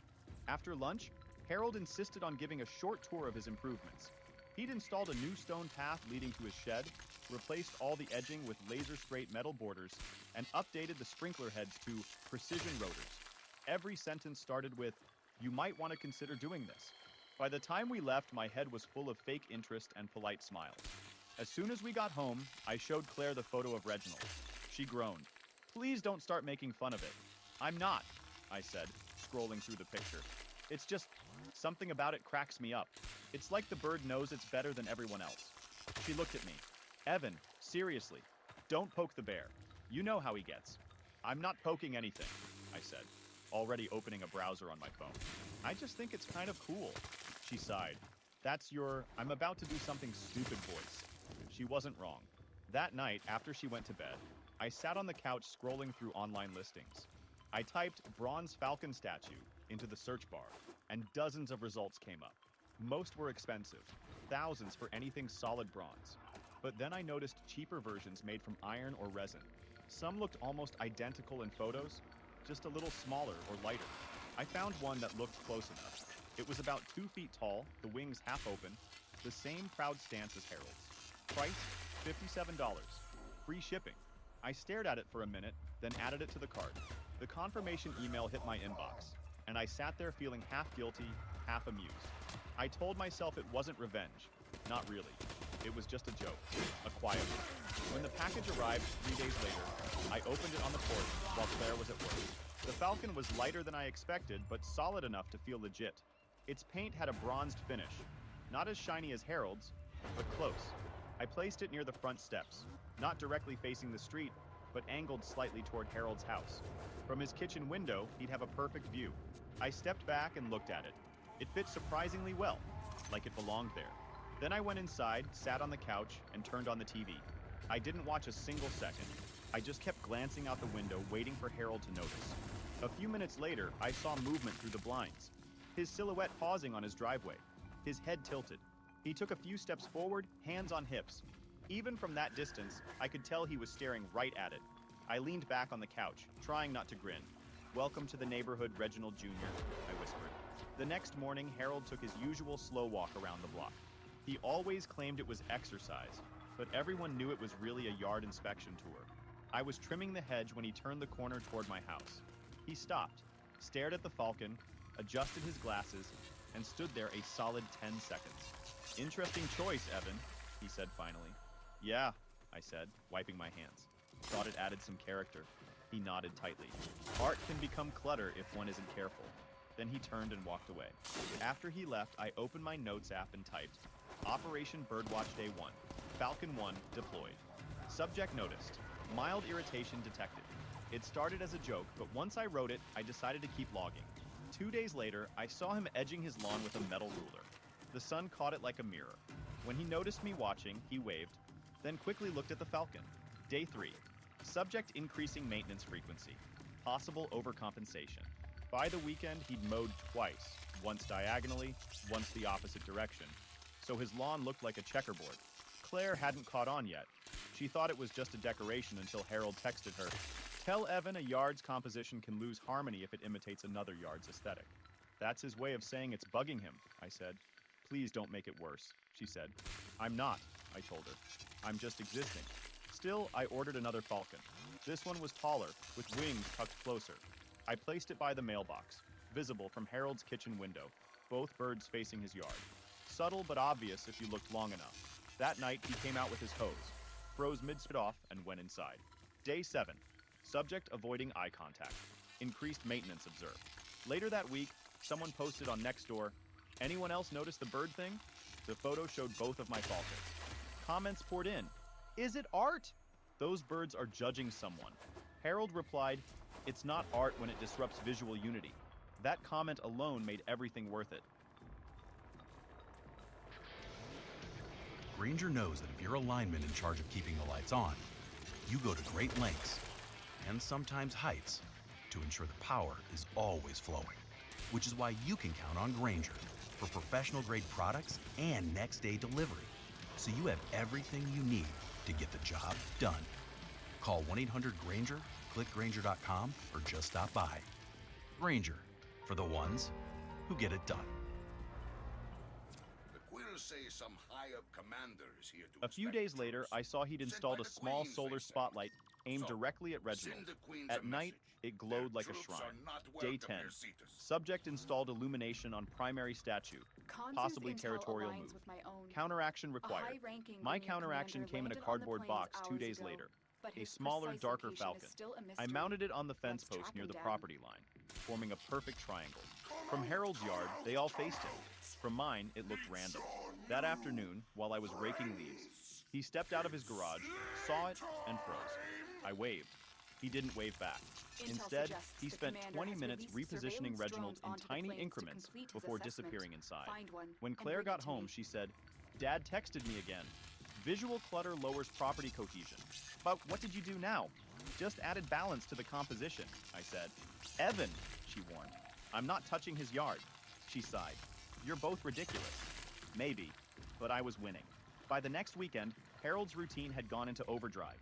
He was outside at dawn, trimming the same section of grass repeatedly, inspecting the ground like something invisible was wrong. Every few minutes, his eyes darted toward my falcons. Mrs. Gray from across the street stopped by. "Those birds look like they're protecting your house." "I love them." "Thanks," I said. "That's the idea." Harold overheard and frowned so hard his face turned red. The next day, I posted a sunset photo of the neighborhood. The falcons were barely visible, tucked in the corner of the frame. The caption read, "Nice evening at home." By morning, it had more likes than Harold's last irrigation update. Even Linda commented, "The lighting on your yard looks beautiful." Right beneath it, Harold wrote, "Authenticity matters." and I didn't respond. I just added one more F. Day 15, subject triggered, phase 2 complete. Then I looked out the window. The 3 falcons stood quietly, catching the afternoon light. Next door, Harold was staring again, pretending to inspect his hose. I smiled, took a sip of coffee, and whispered, "Your move, Harold." By the start of May, things were getting tense. Claire was tired of the whole lawn situation, and I couldn't exactly blame The her. drone is Every nearby. phone call with her Find it dad and hack turned it. into some comment about yard discipline or decorative restraint. She told me he'd been sleeping less, sometimes messaging her after midnight with lines like, "Do you know what material Evan's statues are made of?" Or, "They seem to be multiplying." She'd sigh, look at me over her phone, and say, "You two are acting like kids." "I'm not doing anything," I said. "I just own birds." He's the one losing sleep. "Yeah, but you're enjoying it," she said. She wasn't wrong. At work, my coworkers found the story hilarious. We'd been joking about it during lunch breaks ever since I showed them pictures. They'd started calling it bird chess. "Dude," my friend Marcus said one day, "you gotta start moving them around in patterns. Like one night they're facing north, next night east." Mess with his head. I pretended I hadn't already thought of it. "That'd be immature," I said. He grinned. "So, you're doing it tonight then?" I didn't answer. That weekend I noticed Harold's lawn wasn't perfect anymore. A small brown patch had formed near the flower bed, maybe the size of a dinner plate. His hedges weren't trimmed straight either. One corner dipped lower than the rest. Tiny flaws, but on Harold's property, they stood out like graffiti on a white wall. He'd walk outside several times a day, pretending to check his sprinklers, but mostly staring at my birds. I'd catch him jotting notes in that pocket notebook. One morning I saw him rearrange Reginald by a few inches, then step back and stare at it, like he was trying to read a message. I didn't move my falcons that day. I just let him stew. A few days later, Claire said, "Let's have them over for dinner. Maybe it'll calm things down." I said, "Sure," but I had doubts. We cleaned the house, I mowed the lawn, and Claire made baked pasta and salad. Everything was peaceful until the doorbell rang. Harold and Linda stepped in carrying a dessert plate. Linda smiled. Harold nodded stiffly. His eyes immediately flicked toward the living room window that faced the yard. For the first 10 minutes, he didn't say a word about the food, the house, or anything else. He just kept glancing outside. Finally, during dinner, he said it. "You're mocking me?" Claire's fork froze midair. "Dad," she said quietly. He looked straight at me. "Those birds. The poses, the angles, it's deliberate." I set my glass down. "I'm decorating my yard. That's all. Don't lie to me, Evan." His tone was sharp, but steady. "You've positioned them to copy mine. You're trying to steal attention." I raised an eyebrow. "Steal attention? You mean from Reginald?" Linda sighed. "Harold, please." "No. Let him talk," he said. "You've been posting photos, Evan. You want people to think your setup's better than mine." "Hold on," I said. "You're the one who reported me to the HOA for non-uniform grass height. You started this." He straightened. "Standards matter. If you maintain your lawn properly, you don't get notices. I was maintaining it until you showed up with a ruler." He ignored that. "You're using the wrong kind of mower. You're tearing the blades. It's what causes uneven coloration. You need to sharpen the—" "Dad!" Claire snapped. "Enough." The room went quiet. Linda reached over and touched his arm, whispering something I couldn't hear. He finally exhaled and muttered, "I'm just saying, a yard says a lot about a man." I bit my tongue. The last thing I wanted was to escalate, but it was too late. The air in the room felt heavy. Claire pushed her chair back and stood up. The "Dinner's drone over. is under our Both of control you. now. Stop acting like Escort this." it to the No extraction one point argued. before the We enemy finished can in awkward destroy it. silence. Harold helped More clear the Grenier table inbound. without a word. Don't let Then them they harm left the drone. early. After the door closed, Claire stood by the window, arms crossed. "You couldn't let it go for one night? He came here ready to fight," I said. She turned. "And you didn't stop him." There wasn't anything I could say that wouldn't make it worse. The house felt too quiet once they were gone. We didn't talk for the rest of the night. Claire went to bed early. I stayed in the living room, scrolling through messages from Marcus. He'd sent a photo of a bird meme with the caption, "Commander Evan and the Falcon Battalion." I almost laughed, then didn't. I turned off the lights and looked outside. The 3 falcons stood in the moonlight, shadows stretching long across the grass. Next door, Harold's porch light flicked on. His blinds shifted like someone was peeking out. For a long minute, nothing moved. Then I saw the curtain fall back into place. I went out to take the trash to the curb, still thinking about the dinner. The argument kept replaying in my head, every word sharp and petty. I passed the mailbox, stopped, and stared at the nearest falcon. Its head tilted toward Harold's house just slightly, an inch off from the last time I checked. I don't even remember deciding to do it, but I reached out and rotated the statue. 2 inches, maybe 3. Just enough. When I stepped back, it looked right again. Balanced. I stood there another minute, listening to the sprinklers starting down the street. The night air smelled like wet grass and smoke from someone's barbecue. For a second, I wondered what Harold was doing, probably standing by his window, wondering if I'd moved it on purpose. I smiled a little to myself and walked back inside. I told myself it wasn't revenge anymore. It was just maintenance. After that dinner, things went quiet. Too quiet. Harold stopped coming by, and Claire said their calls had gotten shorter. No more midnight texts about grass density or mower blades. The family group chat went from daily updates to the occasional good morning from Linda. Even Harold's Instagram, his so-called photo journal, went dark. For a man who used to post weekly pictures of his lawn with captions like, "Order through care," the silence felt strange. Neighbors started to notice too. Mr. Jensen across the street mentioned he hadn't seen Harold out in the mornings. Not even for his routine edging. Someone else said his sprinklers hadn't gone off in days. For Harold, that was the suburban version of a missing persons report. Claire tried calling him a few times, but he'd only answer with short replies. "Everything fine, Dad? Just busy? Doing what? Things around the house." But when she offered to stop by, he'd say, "No need." It went on like that for 2 weeks. Every time I looked toward his place, I saw the same thing. Closed blinds, no movement, no lights in the yard. Reginald still stood there under his spotlight, gleaming like a trophy no one cared about anymore. One night, around 1:40 in the morning, I got up for a drink of water. The house was quiet, just the hum of the fridge. I glanced out the kitchen window, and that's when I saw him. Harold was standing in the grass between our yards, wearing plaid pajama pants and slippers, holding a flashlight in one hand and his measuring tape in the other. He was crouched low, shining the light at the edge of the property line, measuring the height of the grass. His head moved back and forth as he mumbled numbers. I stood there frozen behind the curtain. I didn't move or say anything. Watching him bent over in the dark, I didn't feel smug or amused. I just felt uneasy. He worked his way slowly down the line, marking something in a little notepad, then straightened up and looked at my falcons. The beam of the flashlight lingered on them for a few seconds. Then, he shut it off and walked back inside without a word. The next morning, Reginald was gone. All that was left was a pale ring of grass where he'd been standing, like someone had lifted a monument. I stared at that empty space for a long time. It didn't feel like victory. It felt like an ending. Claire noticed it too. "He took it down?" she asked. "I guess." She frowned. "That's not like him." That afternoon, she drove over to check on him. When she came back, she looked tired. "He's not doing great," she said quietly. "What happened?" He said he's been overwhelmed. He's embarrassed about the yard. Said it's gotten out of control. He thinks everyone's judging him. "Judging him?" I said. "Nobody cares about..." She cut me off. To him, it's not just grass.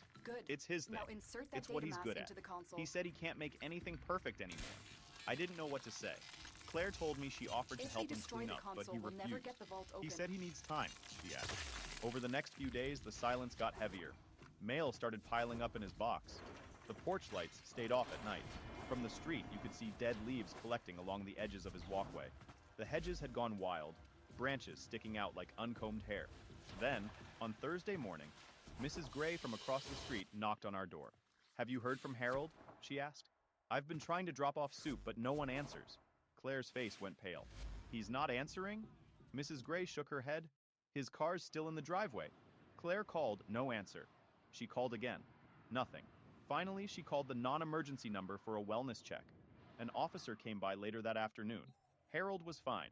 Physically, anyway. The officer said he'd been a little disoriented and hadn't left the house in days.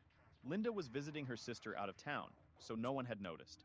When Claire and I went over afterward, Harold looked smaller. Sat in his recliner with the blinds half closed. His hair was messy, his shirt wrinkled. The air in the house smelled like stale coffee and dust. He tried to play it off. "I'm fine, just tired," he said. Claire kneeled next to him. "Dad, you scared us." "I just needed a break," he said. "Got behind on things. It happens." But when I glanced out his back window, I saw what behind meant. Brown patches spreading through the yard.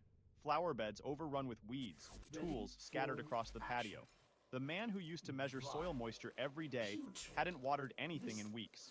We stayed about an hour. Claire tidied the kitchen while I raked some leaves from the front walk. Harold didn't stop me, but he didn't thank me either. He just watched from the doorway. quiet. The next morning, I stood in my own yard and looked over at the empty space where Reginald used to stand. My falcons were still there, all three lined up exactly as before, their bronze paint catching the sun. They looked ridiculous now, like props left over from a joke that had gone too far. I turned one of them to face away from his house. It didn't help. When Claire came into the kitchen, she said quietly, "Mom's talking about him moving to stay with Aunt Susan for a while. Somewhere quieter." I nodded. Neither of us spoke after that. The dishwasher hummed, and I stared at the empty lawn next door, thinking about how it started with a ruler and a few blades of grass. Now I would have given anything to go back to that day and tell him to stop measuring, because maybe if I had, he wouldn't have kept going until everything broke. 2 weeks after the wellness check, Harold decided to move in with his sister Susan for a while. Linda came back from her trip and handled most of the packing, but Claire wanted to help. She asked if I'd come along, and I said yes. We went over on a Saturday morning. The house looked smaller than I remembered. The perfect symmetry and spotless lines were gone. Boxes sat stacked in the living room, labeled in Linda's neat handwriting.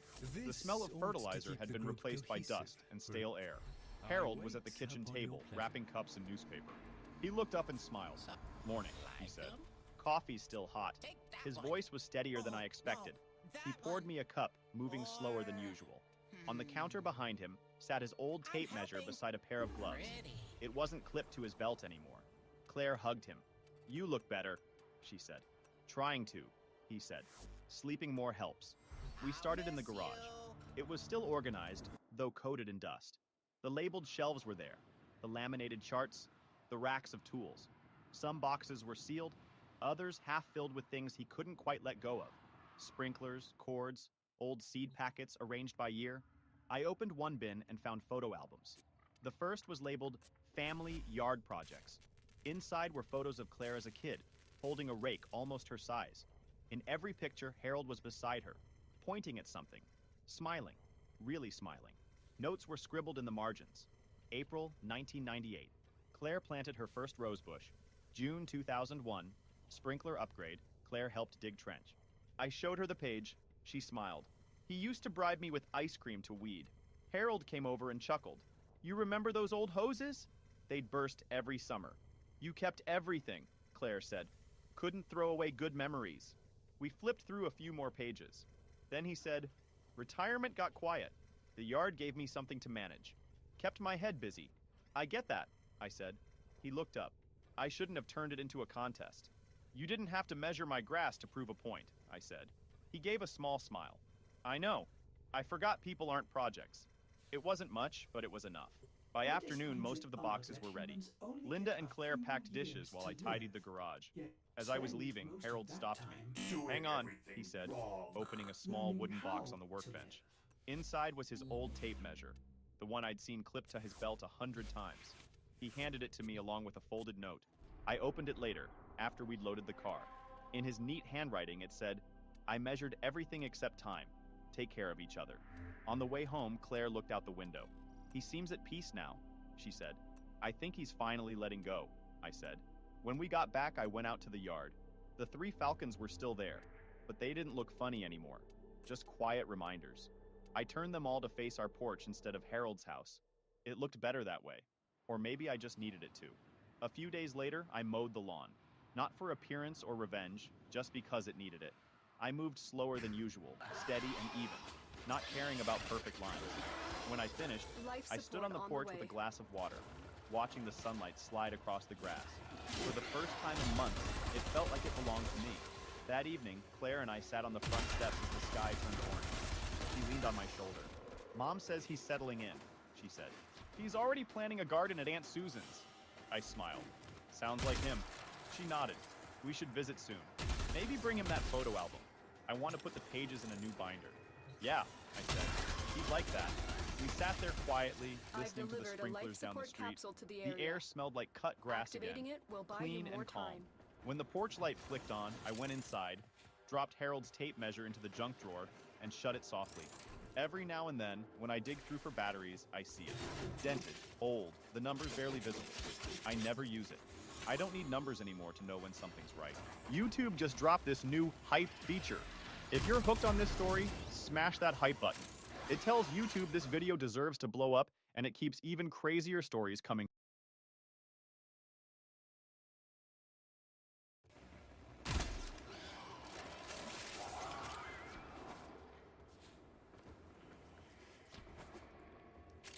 My brother humiliated my children. Get these parasites out of here. The adopted don't count, so I handed him his DNA test. Then you get out. You don't count either, and canceled the party. I spent $10,000 organizing Nicholas's birthday party. My younger brother wanted to impress his real estate friends. Elegant hall, catering, live band, the works. I had one condition. Invite the whole family, including Gia and Jason, and treat them with respect. Sure, he'd said. For years, Nicholas made cruel comments about our adopted children. Those kids don't look like you, Dean. He'd tell them, I'm not your real uncle, but I wanted to believe family could change. The party was perfect. White tablecloths, crystal glasses, guests in formal wear. Nicholas was showing off to everyone. Gia, 7, and Jason, 8, had spent all week preparing. She drew him a birthday picture. He wrote a card in careful handwriting. When gift time came, they walked toward Nicholas with nervous smiles. Happy birthday, Uncle Nicholas, Gia said, holding out her drawing. Yeah, happy birthday, Jason added. Nicholas looked at them like they were trash. Then he said it, loud enough for everyone to hear. Don't call me uncle. You don't belong to this family. Get these parasites out of here. Adopted kids don't count. The hall went silent. Gia dropped her drawing, eyes filling with tears. Jason stood frozen, staring at the man who just destroyed him. My wife Talia rushed to them. Guests whispered, some smirking at the drama. I walked up to Nicholas, who had that arrogant smirk on his face. What's wrong with you? They're my children. I'm just telling the truth, he interrupted. They're not your blood, Dean. They're not family. A week earlier, I'd done something I never told anyone about. Because Nicholas despised adopted children so much, I decided to check something. I took DNA samples from my parents' toothbrushes and Nicholas's, sent them to a lab. The results came back the day before the party. Nicholas wasn't my parents' biological son. He was adopted, just like Gia and Jason. I pulled the envelope from my jacket and placed it in his hands. If adopted kids don't count, I said, voice shaking with fury, then you should leave too. Every eye fixed on us. What is this? Nicholas tried to laugh it off, but his voice trembled. He tore open the envelope. I watched his face change. Confusion. Disbelief. Horror. This can't be true, he stammered. You faked this. I didn't fake anything. You don't share DNA with Mom and Dad, Nicholas. You're adopted, just like the children you called parasites. A collective gasp. His fancy friends started whispering. Someone giggled. Nicholas spun toward our parents. Mom! Dad! Tell him this is a lie! My mother covered her mouth. My father stared at the floor. Their silence said everything. Nicholas, Mom began, voice breaking. We never wanted you to find out this way. Find out what? Nicholas shouted. Dad looked up. You are our son. You always have been. But yes, you're adopted. We took you in as a baby. Nicholas stood there, paper trembling in his hand. Then he dropped it and pointed at me. This is your fault! You planned this to humiliate me. You just made my children cry. I said, called them parasites. And now it turns out you're exactly like them. His friends weren't hiding their laughter anymore. I walked to the event coordinator. Loud enough for everyone. The party's over. Pack everything up. I paid for this and I say it ends now. No, Dean, please. Nicholas's voice was desperate. It's my birthday. You said adopted kids don't count, Nicholas. By your own words, you don't count. Get out. The coordinator nodded. Waiters cleared tables. The band stopped. Lights came on. Guests grabbed their things with sarcastic comments. What a memorable birthday, champ. Nicholas stood in the center, watching everything collapse. His friends were already gone. My parents approached. He shoved them away. You lied to me my whole life. Then he looked at me, eyes full of hate. This isn't over. I took Gia and Jason by the hand and we left him alone in the middle of his ruined party. The next day, I canceled all automatic transfers for his rent and expenses. Message, from now on, you're on your own. A month later, Nicholas lost his apartment. Too proud to ask our parents for help, he ended up in shelters. Mom called crying. Please help him. Nicholas crossed a line. I'm not supporting him after what he did to my children. Gia and Jason needed therapy for months, but slowly they healed. As for Nicholas, I haven't spoken to him since. My parents keep trying to arrange reconciliation, but my priority is my children. They are my family, and no one has the right to make them feel like less. The operative has just made their first discovery. Keep up the good work. When you need it, extraction is ready.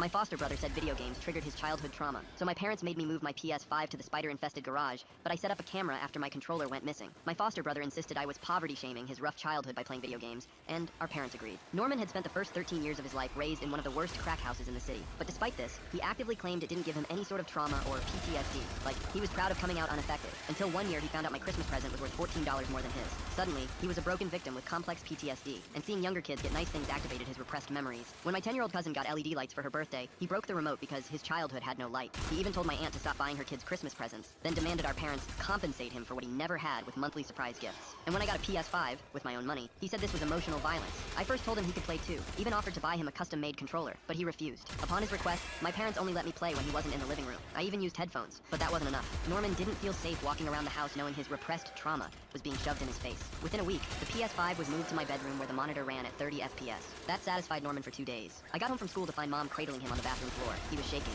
tears streaming down his face. When he saw me, he started backing away like a mouse seeing a cat. 20 minutes of crying later, he opened up about how he caught a glimpse of the PS5 menu walking past my room. All those other kids, he sobbed. They had bedrooms, games. I had nothing. Mom somehow took his side. She looked at me like I was the one who raised him in the crack house. The new rules were immediate. 1 hour of PS5 max. After 9 p.m. only because that's when Norman goes to his room. Minimum TV brightness so the light doesn't shine through under the door for him to see. When I tried to protest, Dad said, he's never had what you have. Are games worth destroying his recovery? They made me feel like the bad guy. So for the next few weeks, I tried my hardest. I followed every rule and focused on just enjoying my games. But then Norman started documenting my violations. Photos of the light under my door, claiming it gave him glimpses of what he missed. Recordings of aggressive clicking of my controller from the hallway. After enough of these violations, my parents gave me a choice. Give the PlayStation 5 away or move it to the basement. I chose the basement. It had no heating and spiders dropping onto my head from the ceiling. The old TV had maybe 3 working pixels, but at least I could have my volume up and play for as long as I wanted. That's what they said. Until Norman failed his midterm. He'd been skipping class to hang out with college kids and smoke grass. But somehow, failing was still my fault. He told our parents he could hear the PS5 through the floor during his study time, but decided to not say anything, so I enjoy what he never had. My parents looked at him as a martyr. The next day, they moved my PlayStation 5 into our garage that hadn't been used in years. This way, it was impossible for Norman to hear. The garage was filled with opened paint cans from the 80s. Dead wasps, cockroaches, ants, insects science hasn't even discovered. That's where I spent my Saturdays, as gaming was now again banned on weekdays. It stayed like that for 3 months. Nobody complained. But then Norman needed something from the garage. When he walked in, it triggered full-body tremors. He collapsed on the floor and needed help. That's when my parents decided they were done. The only possible solution was to sell the PlayStation 5. He can play mobile games, Norman said, still acting like Mother Teresa. That's what poor kids did. That's what I did. My parents nodded. Mom started looking up secondhand PS5s on eBay. That's when I snapped. Shut up! The words exploded out. I offered to share. I've done everything you asked. Norman played the victim again. I'm sorry I was poor, okay? It's my fault I have trauma and my parents beat me. I'm such a failure. It's okay, Normie. Mom hugged him. His face changed to a smile. He's going to sell the console, sweetie, don't worry. I couldn't take it anymore. I'm done, I yelled. You want to see what your precious traumatized sweetie actually does? I pulled out my phone and connected it to the TV in the living room. I set up a camera after my controller went missing 4 weeks ago. Norman's face went white. He marched towards me, but his sudden reaction caught my parents' eye. What's going on, Norman? Dad said. Nothing. Every Sunday, I interrupted. When we're at church, Norman's been charging neighborhood kids $10 an hour to play my PS5. When a child is in the hospital, visitors come to say hello. And when visiting hours are over, they leave. But family does whatever it takes to stay. At Ronald McDonald House, we believe families shouldn't have to fight alone. So we make sure they have everything they need with a community of support, warm meals, and a place to rest. Because when a child is sick, family stays, and Ronald McDonald House stays with them. Donate today at ronaldmcdonaldhouse.org.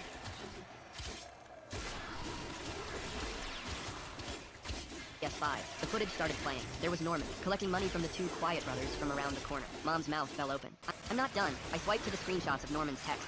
Don't worry, my foster parents believe anything if I cry. Dad stepped forward. Norman, is this, and isn't it such a coincidence, I interrupted, that the exact day these kids said they couldn't afford to pay him anymore is when he demanded I sell the PlayStation 5 completely? The room went silent. Norman was about to cry. Real tears this time. My parents were staring. The silence stretched on like someone had hit pause on the whole world. Norman's face kept changing expressions like he was scrolling through filters, trying to find the one that would save him. First confusion, then hurt, then that wounded puppy look that usually worked on Mom. The TV screen behind us still showed his text messages frozen in place. Those words about my foster parents believing anything if he cried. Mom's eyes darted between the screen and Norman, her mouth still hanging open like she couldn't process what she was seeing. Dad stood there with his arms crossed, that vein in his forehead starting to show the way it did when he got really mad. Finally, Dad cleared his throat and pointed at the screen. Norman, explain the money. His voice was quiet but firm, like he was trying to hold back something bigger. Norman immediately straightened up and put on his concerned face. I was creating a safe space for those kids whose parents can't afford gaming systems. He looked right at Mom when he said it. You know how hard it is for poor families. Mom's shoulders dropped a little, and I could see her already buying it. So you were helping them? She asked, her voice soft again. Norman nodded quickly. They needed somewhere to play where they wouldn't feel judged. While they went back and forth about Norman's supposed charity work,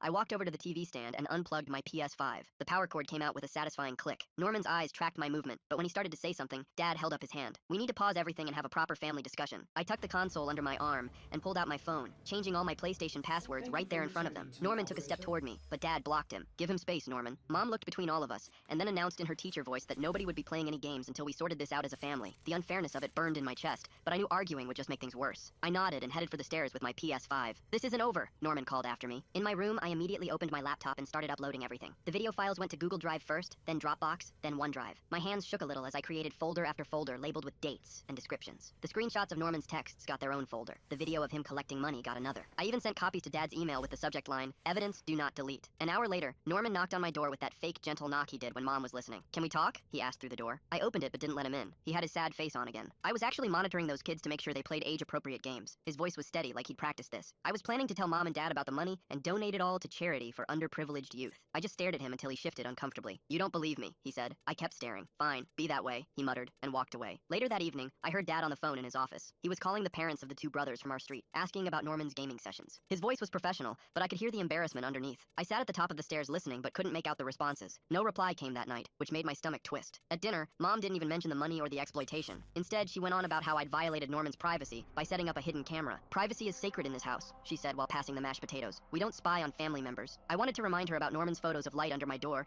and his recordings of my controller clicking, but I just pushed food around my plate. Norman sat there looking victimized, occasionally sighing dramatically. Dad stayed quiet, cutting his chicken into smaller and smaller pieces. You could have just talked to us, Mom continued, instead of this ambush. The word ambush made my jaw clench, but I kept eating in silence. After dinner, I went back to my room and texted my friend from the school everything that had happened. I needed someone outside this house to tell me I wasn't crazy. Their response came fast with a string of shocked emojis and then real words about how messed up the whole situation was. Norman's playing quite the game here, isn't he? Those tears about seeing all those other kids with bedrooms sounds rehearsed when he's charging those same kids money to play the PS5 he supposedly can't bear to see. They offered to let me crash at their place if things got worse. Just knowing I had somewhere to go made the walls feel less like they were closing in. The next morning, I woke up to my phone buzzing with notifications. Norman had posted on social media about being ambushed and betrayed by family who should support each other through difficult times. The post already had dozens of comments from kids at the school and people from Mom's book club, all offering support and saying how strong he was. My stomach dropped as I scrolled through the responses, watching him control the whole narrative before I even had a chance to defend myself. I grabbed my backpack and headed to the school, my stomach churning as I walked through the main entrance. Kids were already whispering and pointing at themselves. My cousins about all those other kids stayed quiet, cutting his chicken into splench, but I kept eating in silence. After dinner, I went back to my room and texted my friend from the school everything that had happened. I needed someone outside this house to tell me I wasn't crazy. Their response came fast with a string of shocked emojis and then real words about how messed up the whole situation was. Norman's playing quite the game here, isn't he? Those tears about seeing all those other kids with bedrooms sounds rehearsed when he's charging those same kids money to play the PS5 he supposedly can't bear to see. They offered to let me crash at their place if things got worse. Just knowing I had somewhere to go made the walls feel less like they were closing in. The next morning, I woke up to my phone buzzing with notifications. Norman had posted on social media about being ambushed and betrayed by family who should support each other through difficult times. The post already had dozens of comments from kids at the school and people from Mom's book club, all offering support and saying how strong he was. My stomach dropped as I scrolled through the responses, watching him control the whole narrative before I even had a chance to defend myself. I grabbed my backpack and headed to the school, my stomach churning as I walked through the main entrance. Kids were already whispering and pointing, their eyes following me down the hallway. Someone had shared Norman's post in the group chat, and now everyone knew something was going down at my house. I kept my head down and made it to first period, where my friend gave me a look that was half pity, half curiosity. The teacher started talking about the Revolutionary War, but I couldn't focus on anything except the buzzing phones around me. Second period had barely started when the office assistant knocked on the door and handed my teacher a pink slip with my name on it. The walk to the counselor's office felt like it took forever, my sneakers squeaking on the polished floor. Davina Nair was waiting for me with her door open, gesturing to the chair across from her desk. She closed the door and sat down, pushing a box of tissues toward me even though I wasn't crying. She said she'd heard there was some stuff happening at home and wanted to check in. I started telling her everything, from the crack house story, to the PS5 in the garage, to the footage I'd shown my parents. She listened without interrupting, just nodding and taking notes on her yellow pad. When I finished, she leaned back and told me I'd done nothing wrong by protecting my property and documenting what happened. She pulled out a folder and started writing down a plan for me to follow. Document everything with dates and times. Set clear boundaries about what I would and wouldn't discuss with Norman. Don't engage when he tries to provoke me. Keep copies of everything in multiple places, including a cloud drive she helped me set up right there. For the first time in days, I felt like I had some control over the situation. That evening, when I got home, Dad was in my room setting up the PS5 on my desk. He didn't say much, just that it was staying in my room from now on. No common areas at all. He plugged everything in and made sure it was working, then squeezed my shoulder before leaving. It wasn't an apology, but the gesture meant something. I spent an hour organizing my games and setting up the system exactly how I wanted it. Around 8 that night, Norman knocked on my door with this practiced look of sadness on his face. He said he was sorry for any misunderstanding and hoped we could share the gaming system like brothers should. I told him no thanks and started closing the door. He immediately raised his voice so our parents could hear him saying he tried to make peace, but I'd refused to forgive him. Mom called up asking what was happening and Norman told her he'd apologized, but I wouldn't accept it. 3 days passed with Norman giving me the silent treatment, which pretty nice. Then Saturday morning, someone knocked on our front door while I was eating cereal. Mom answered it, and I heard Emmeline Conti's voice asking about money her sons had paid Norman for £5 time. Mom's face went completely white as she realized the neighbors knew about the whole thing. Dad actually looked relieved to have someone else confirming what I'd been saying. Emmeline stood there with her arms crossed, saying her boys had paid $40 total and she wanted it back. I stayed in the hallway listening as Mom tried to explain. It was all a misunderstanding. Dad disappeared into his office and came back with his laptop, pulling up our home security system. He started checking the footage from all the Sundays we'd been at church, his face getting more serious with each video. There was clear evidence of kids coming and going from our garage, timestamps matching exactly with when we were at service. He turned the laptop toward Mom, showing her kid after kid entering our garage while we were gone. Mom kept trying to find some explanation, but even she couldn't argue with the video evidence. That evening, we all sat around the dining room table for a family meeting. Dad said Norman needed to pay back the money, and we needed to establish new boundaries around the gaming system. Mom immediately changed the subject to whether I'd violated Norman's privacy by recording him without permission. She went on about the ethics of surveillance and how I'd broken trust in the family. I was too tired to even argue anymore, and just sat there while she talked. Norman sat there looking victorious while Mom defended him. The next day, I went to the electronics store and bought a small lockbox for my controllers and cables. I gave Dad the combination, but nobody else, setting it up in my closet where I could lock everything away. Norman saw me carrying it upstairs and called it aggressive behavior. I just shrugged and kept walking to my room. That night, my phone buzzed with a long text from Norman about how I was destroying the family. He said I should delete all the footage for everyone's sake and stop trying to turn our parents against him. I didn't respond, but I did screenshot his message and add it to my evidence folder that Davina had suggested I keep. The manipulation was so obvious when you really looked at it. Sunday at church, we were standing in the lobby after service when Cordelia Bruno walked up to Mom. She asked about all those kids she'd seen going in and out of our garage last week when she was walking her dog. Mom's face turned bright red as she realized the whole congregation might know about this. I felt bad seeing her embarrassed, but also frustrated that public shame mattered more to her than Norman's actual behavior. The next week, Elise Aurora showed up for Norman's regular social services check-in. She had this thick folder with Norman's name on it and a clipboard full of forms. Dad cleared his throat when she asked if there were any concerns to discuss. He actually brought up the PS5 situation, which made Norman's face go pale.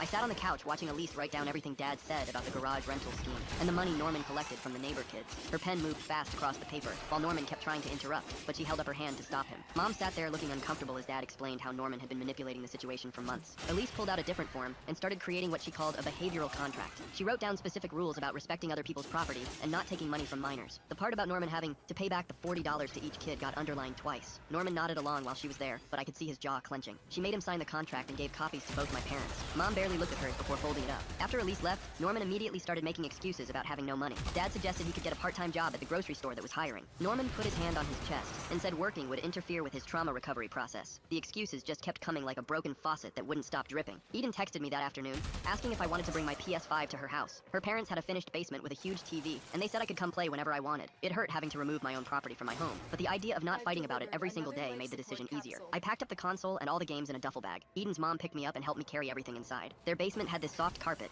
and a sectional couch that was way better than our spider-filled garage. I hooked everything up to their TV, and Eden's little brother was so excited to watch me play. For the first time in months, I could actually enjoy gaming without worrying about Norman's next meltdown. When I got home that evening, Norman was pacing in the living room. He noticed the PS5 was gone from my room and started yelling about me hiding family property. He actually used those exact words like my gaming system belonged to everyone.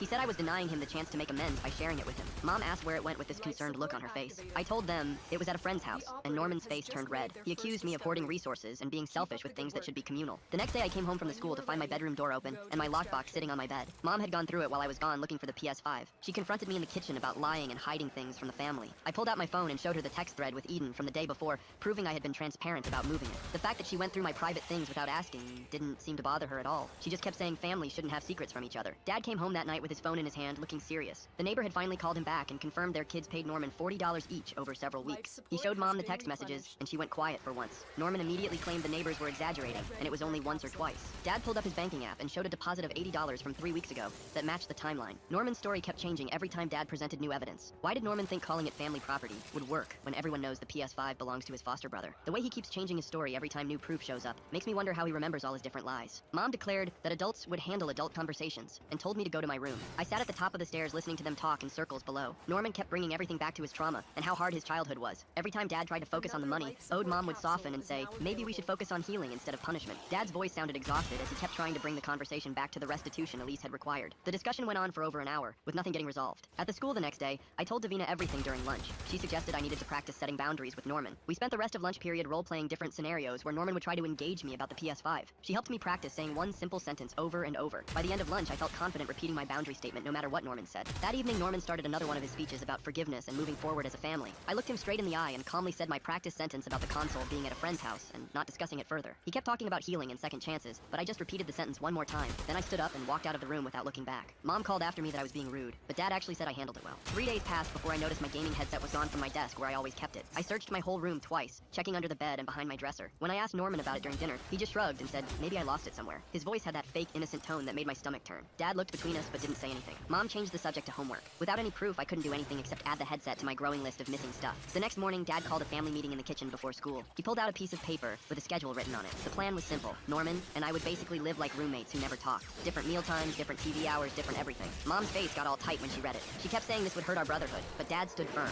After a week of trying, she finally agreed. The schedule went on the fridge with a magnet. 2 days later, Elise showed up for her follow-up visit with a thick folder of papers. She spread them out on the dining room table like she was planning a battle. There were behavior logs, boundary lists, and a payment plan for Norman to pay back the neighbors. Her voice got serious when she told Mom that more problems could mean Norman gets moved somewhere else. Mom's hands started shaking as she signed the papers. That weekend, I heard Norman stumbling up the stairs at 3 in the morning. His eyes were red and glassy when he passed my door. The smell of weed followed him down the hallway. Dad wanted to drug test him right away, but Mom started crying about how stressed Norman was. She said testing him would be kicking him while he's down. I went back to my room and put in my earbuds. Monday afternoon, Dad's phone buzzed during dinner with a text from Emmeline. She said if she didn't get her money by Friday, she was taking taking us to small claims court. Mom's fork dropped onto her plate with a loud clang. Her face went white as she kept asking what the neighbors would think. Norman started his victim act again, saying everyone was ganging up on him. His fake tears rolled down his cheeks. Dad rubbed his temples and stood up from the table. Thursday night, Dad wrote a check from our family savings to pay back all the neighbors Norman stole from. $800 total. Money that was supposed to be for our vacation. He told Norman he'd work it off doing chores, but we all knew that would never happen. The unfairness made my chest feel like it was squeezed. I had to leave the room before I said something I'd regret. Friday evening, Norman called our aunt while Mom was making dinner. I could hear him through the wall, crying about how mean everyone was being to him. 20 minutes later,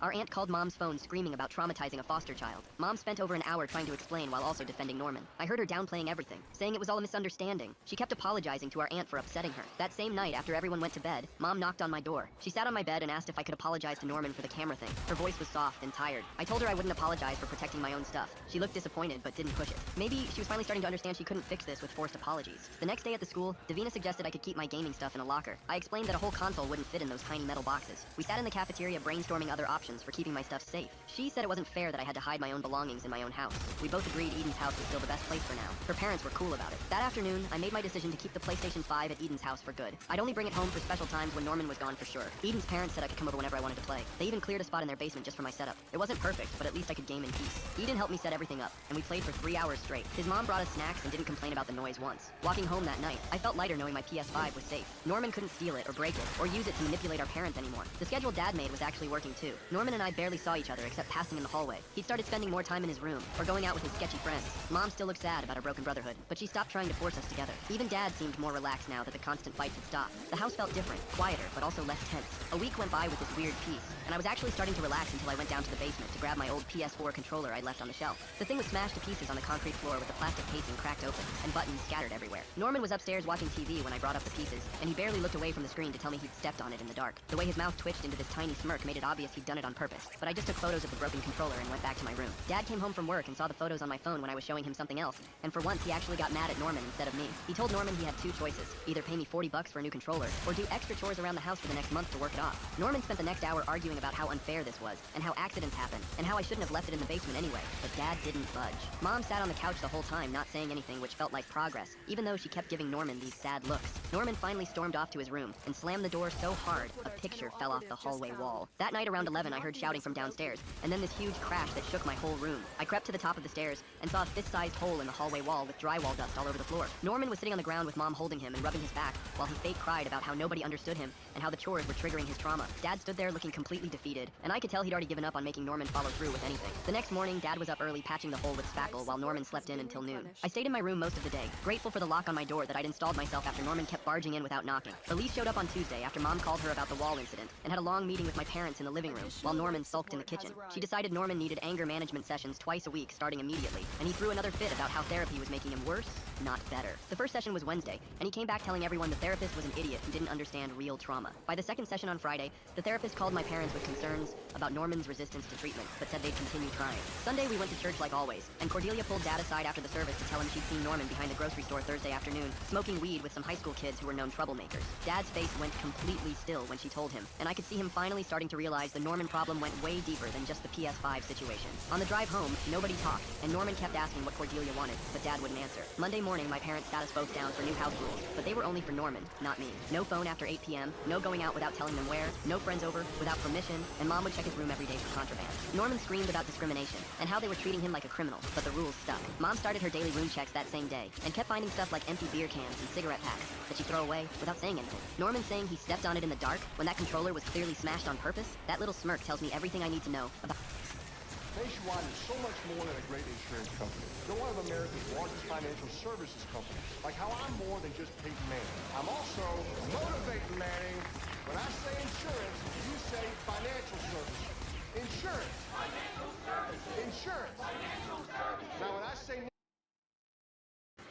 about what really happened down in that basement. Tuesday afternoon, Eden's mom called me worried about keeping my PS5 at their house much longer, because they were concerned about liability if something happened to it. She gave me 2 weeks to find another solution, and the stress of constantly having to protect my own property was wearing me down. I spent hours researching storage units and safe deposit boxes, but everything cost money I didn't have. Wednesday night, I seriously thought about just selling the PS5 to end all this drama once and for all. Part of me knew that would be letting Norman win, but I was so tired of fighting for something I'd bought with my own money. Dad found me looking at resale prices online, and sat down next to me without saying anything for a while. Then he told me he understood whatever choice I made, and that sometimes peace was worth more than being right. Something about him saying that made me decide to keep fighting for my property, because giving up felt like betraying myself. Thursday went by without any major incidents, but Friday afternoon, Dad asked me to not play any games this weekend to let tensions cool down. I agreed, even though it wasn't fair, because I could see he was trying to manage an impossible situation, with Norman getting worse every day. Norman was listening from the hallway, and I saw him smirk when Dad said I couldn't game, like he'd won some kind of victory. Saturday morning, I woke up to crashes coming from the garage, and ran outside to find Norman tearing through boxes and old furniture looking for my PS5. He'd convinced himself I was hiding it there and was throwing stuff everywhere, making a huge mess. When he couldn't find anything, he went straight to Elise, who was doing a home visit, and told her I must have sold the PlayStation 5 and kept all the money for myself. She asked him for proof of sale, or any evidence I'd sold it, but obviously he couldn't provide anything because it wasn't true. That Sunday afternoon, Elise showed up without warning for another home visit, and I knew this was my chance to clear things up. I grabbed my phone and pulled up all the texts between me and Eden, showing how we'd arranged for the PS5 to stay at her place temporarily. Then I showed her the photos Eden had sent me of the console sitting safely in her room next to her desk. I opened my banking app and scrolled through months of statements, showing no big deposits that would indicate I'd sold anything. Elise took notes on her tablet while looking through everything, and I could see her writing something about a pattern of false accusations. Norman watched from the doorway, getting redder and redder, until he finally exploded about how everyone always believes lies about him, and stormed off to his room, slamming the door so hard a picture fell off the wall. Elise tried to talk to him about the false accusations, but the second she knocked on his door, he started hyperventilating and gasping like he couldn't breathe. Mom rushed over trying to help, but Elise just stood there typing notes into her tablet about his behavior instead of reacting to his performance. She told Mom professionally that she needed to maintain boundaries during the assessment, and Mom backed away looking confused. I watched from the kitchen doorway, seeing someone finally not fall for his dramatic act, and it felt like watching a magic trick get exposed. The next week, Dad surprised everyone by scheduling an intake appointment for family therapy, which Mom reluctantly agreed to after he reminded her about Elise's warnings. Norman acted like he didn't care when they told him, but later I saw him hunched over his phone Googling things like how to manipulate therapists and what to say in family therapy to win. He left his phone unlocked on the counter when he went to the bathroom, so I quickly took screenshots of his search history before he came back. At our first therapy session, the therapist was this older guy who didn't react to Norman's confused act when he assigned homework, including keeping separate spaces in the house and tracking restitution progress. Norman kept asking why any of this was necessary and acting like he didn't understand, but the therapist just repeated the assignments without engaging with his deflections. The new house rule they established was that my PS5 had to stay off-site, and Norman couldn't contact any neighborhood kids under 16, which wasn't perfect, but at least it was officially documented. Mom signed the agreement, looking like someone had died, while Norman made a big show of signing with theatrical reluctance and heavy sighs. Within 3 days, Norman had already broken the rule by texting the Quiet brothers about hanging out, and Dad actually followed through by taking his phone for a whole week. Mom tried to protest, saying it was too harsh, but Dad reminded her about Elise's warning that Norman could be moved to a different placement if things didn't improve. Norman went completely silent and cold after that, which was somehow scarier than his usual dramatic performances, because you never knew what he was planning. He used his laptop to post on social media about his abusive household, and how his foster family was treating him like a prisoner, but the comment section turned into a roast session. Kids from the school who knew the real story started commenting about how he'd been charging money for the PS5 and lying about everything. The public humiliation seemed to affect him more than any punishment we tried, because he deleted the post within an hour, but screenshots were already being shared in group chats. One evening when I was doing homework, Norman came into my room and offered what seemed like a genuine apology, saying he knew he'd been difficult. I thanked him, but kept my distance and didn't engage much because I couldn't tell if this was real or just another strategy to get something. He looked hurt when I didn't immediately forgive him and trust him again, but after everything that had happened, I couldn't afford to let my guard down. That weekend, I packed up the PS5 and brought it to Eden's house for a game night with friends, and it felt amazing to just play normally without any drama. We played for hours without worrying about volume or time limits, or someone having a meltdown about childhood trauma. I realized this might be how things would have to be from now on, and surprisingly, I was okay with keeping my gaming separate from home if it meant avoiding the constant battles. When Elise came for her monthly review, she noted that Norman was showing partial compliance with the new rules, but warned that continued issues could mean moving him to a different placement. Mom and Dad finally seemed to understand that this wasn't just about video games, but about Norman's whole pattern of manipulation and lying to get what he wanted. Norman kept playing victim, but more quietly now, like he was testing boundaries to see what he could still get away with without triggering real consequences. The next 3 weeks dragged by with everyone walking on eggshells around each other. Norman stopped his big dramatic scenes, but I'd catch him watching me from doorways when he thought I wasn't looking. Mom and Dad kept the PS5 at Dad's office, where I could only play it Saturday mornings before his weekend shift started. I'd wake up at 5 a.m. and bike 4 miles in the dark, just to get 2 hours of gaming in before he needed his desk back. Norman started spending more time in his room, but I could hear him on the phone late at night, talking to someone about new opportunities and better deals. My parents looked tired all the time now, like they aged 5 years in 1 month. Dad started locking his home office when he left for work, and Mom put a padlock on the garage after Norman tried to sell our old lawnmower to some guy from Craigslist. I got a job at the grocery store bagging groceries 20 hours a week, and started putting every dollar into a savings account my parents didn't know about. The bank teller helped me set it up without needing a parent signature since I was 17. Every shift I worked, I calculated how many more bags of groceries, until I had first month's rent and deposit for my own place. Norman tried following me to work once, but my manager kicked him out for harassing customers about donations for foster kids. I kept my work schedule hidden, and started taking different routes home so he couldn't track my hours, or figure out how much money I was making. Wow, what a ride that was. I'm really curious what kind of questions you'll end up exploring on your own adventures too. Can't wait to do this again soon. Like the video, it helps more than you think.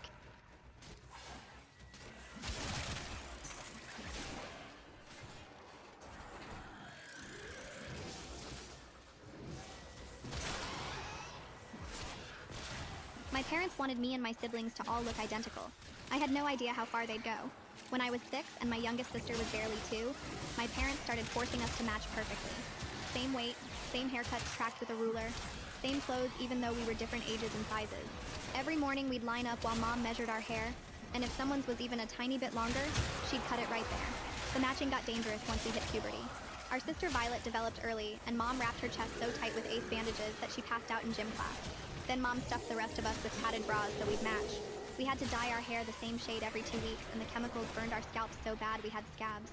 Then Ruby's voice stayed high while ours got deeper, so she had to practice talking lower until she lost her voice completely for a month. Teachers couldn't tell us apart, and we weren't allowed to correct them. I wanted to try out for soccer, but Violet hated sports, and if one of us did something, we all had to. Ruby was amazing at violin, but had to quit because the rest of us sucked, and it made us different. I got my period at 11 and had to hide it for 2 years until Violet got hers, using wadded-up toilet paper because asking for pads would reveal we weren't developing identically. The shame of bleeding through my pants in class while pretending nothing was wrong still makes me sick. Our bodies kept growing differently because that's what bodies do. Hazel shot up 5 inches one summer, and Dad made her slouch constantly until her spine got messed up. Ruby stayed tiny, so they put huge lifts in her shoes that made her ankles swell. Then our faces started changing. Violet's nose got wider, Hazel developed sharp cheekbones, Ruby's eyes stayed rounder than ours. Our parents tried everything from face exercises to sleeping in masks that were supposed to reshape our bones. When I turned 15, I tried to run away. I made it to the bus station before they caught me. And after that, they installed locks on our bedroom doors that only locked from the outside. They put cameras in every room and made us check in every hour we were awake. If one of us went to the bathroom too long, Mom would bang on the door screaming about secret individuality. They pulled us all out of regular school and started homeschooling so nobody could corrupt us with ideas about being different people. I felt like I was drowning in sameness, losing track of where I ended and my sisters began. That's when they found a doctor who lost his license in America, but still operated in Mexico. He examined us like livestock, taking measurements while talking about fixing us. He'd shave down Hazel's cheekbones, widen Ruby's nose, narrow Violet's, pin back my ears to match Ruby's. He'd even alter our hairlines and lips to be exactly identical. My parents paid him $20,000 up front and scheduled everything for 2 weeks after my 16th birthday. A week before we were supposed to leave for Mexico, Violet tried to end her life by swallowing a bottle of sleeping pills. She survived, but the hospital asked questions about the scars on her chest from years of binding. Our parents lied and said she did it to herself because she had body image issues. They used it as proof we needed the surgeries to be happy. They moved up our surgery date to 3 days later, before any social workers could investigate. Mom packed while Dad lectured us about how Violet's selfishness was just fear of becoming perfect. They'd already told everyone we were going to a special camp. The van to the airport was coming at 4 a.m. That night, they made us take sleeping pills so we wouldn't try running. I pretended to swallow mine, but spit it out when Mom looked away.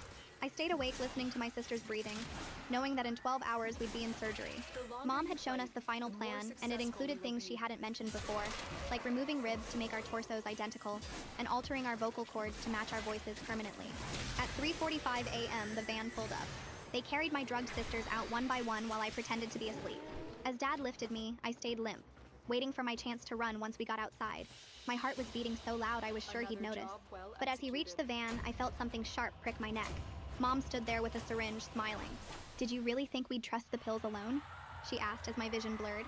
"We've been planning this for years." The drugs hit fast and my body went truly limp as they loaded me in next to my sisters. This Black Friday, Jasmine will get her friend a clutch for half off with JCPenney's thousands of deals, and accidentally leave the original price on it. It's what they thought that counts. Yes, JCPenney. Higher price reflects comparable national brand. Price valid through 11/30. See coupon for details. The last thing I saw was the airport sign as we merged onto the highway, knowing that none of us would wake up from those surgeries as ourselves. Except the drugs didn't knock me out completely. My body went limp like Mom wanted, but my brain stayed awake enough to know what was happening. I kept my eyes almost closed, just tiny slits so I could see the dashboard lights and the dark road passing by. Mom sat in the passenger seat running through their story out loud, practicing how she'd tell airport staff we were going to a special arts camp in Mexico. Dad corrected her twice about which city we were flying into, and she snapped at him to get it right because one wrong detail could ruin everything. My sisters breathed slow and heavy next to me, actually knocked out by whatever pills they took. The van smelled like the vanilla air freshener Mom always used and that chemical smell from the hair dye we'd used 2 days ago. I counted the exit signs we passed, trying to stay focused and not let the drugs pull me under. Exit 7, exit 9, exit 11. My heart beat so hard I worried they'd hear it in the quiet van. Dad merged onto the airport exit ramp and the big blue sign with the airplane symbol lit up in our headlights. This was it. This was actually happening unless someone at the airport noticed something was wrong with 4 unconscious teenage girls. Dad pulled into the departure drop-off lane where all the other early morning travelers were unloading their bags. He got out and opened the van's sliding door, and cold air rushed in, making me want to shiver, but I forced myself to stay completely still. He grabbed a luggage cart from the rack nearby and wheeled it over. I felt his hands under my arms as he lifted me out and placed me on the metal cart, my head lolling to the side. He loaded Violet next to me, then Ruby, then Hazel, arranging us like we were cargo instead of people. Mom came around and started fussing with our matching pink hoodies, zipping mine up higher and smoothing down Hazel's hair. She pulled at Ruby's sleeve to make it match the others exactly, muttering about how we needed to look perfect even now. Through my barely open eyes, I saw other people walking past with their rolling suitcases. A woman in a business suit stared at us for a long moment, her face confused. A man with 2 kids slowed down to look, but then they all kept walking, pulling their bags toward the terminal doors. Nobody stopped. Nobody asked questions. They just looked away like we were something uncomfortable they didn't want to deal with. Mom pushed the cart through the automatic doors into the terminal, and the bright fluorescent lights hit my closed eyelids like knives.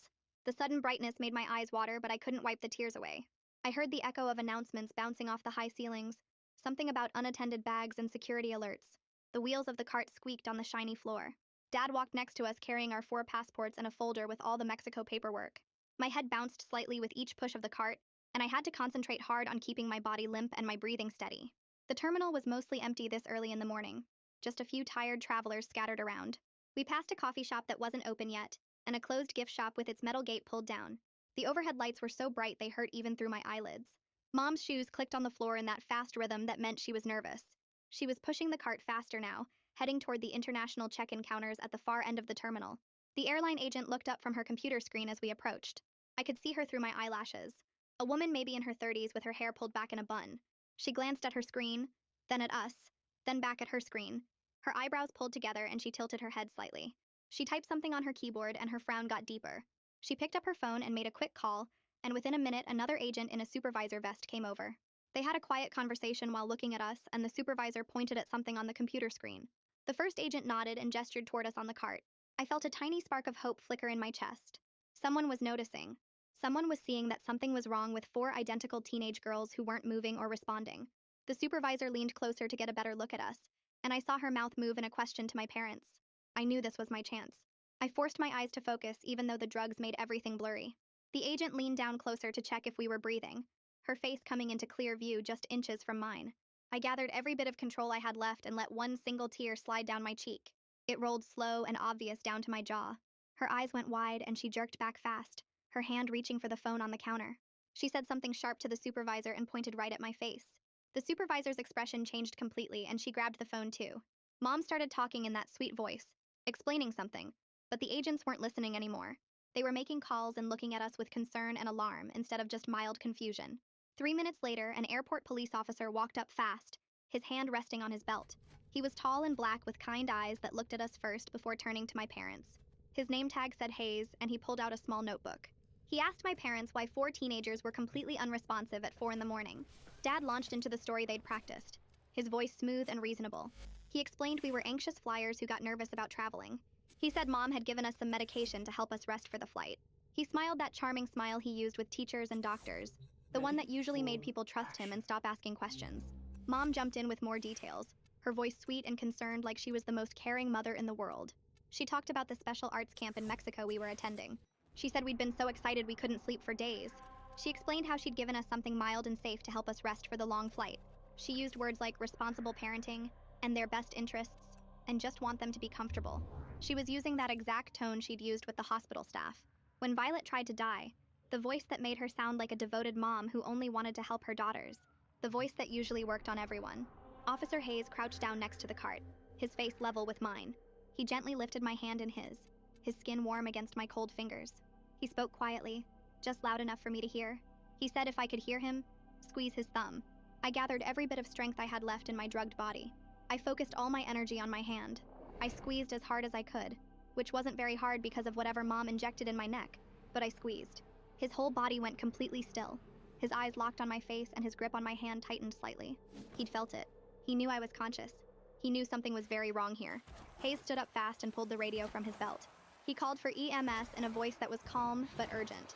He told my parents nobody was boarding any plane until medical personnel checked us out. Within 2 minutes, 2 paramedics rushed over with their equipment bags. They started checking our vital signs, one taking my pulse while the other checked Violet. The first paramedic lifted my eyelid and shined a light in my eye, then did the same to Ruby. He said something to his partner about our pupils being way too small.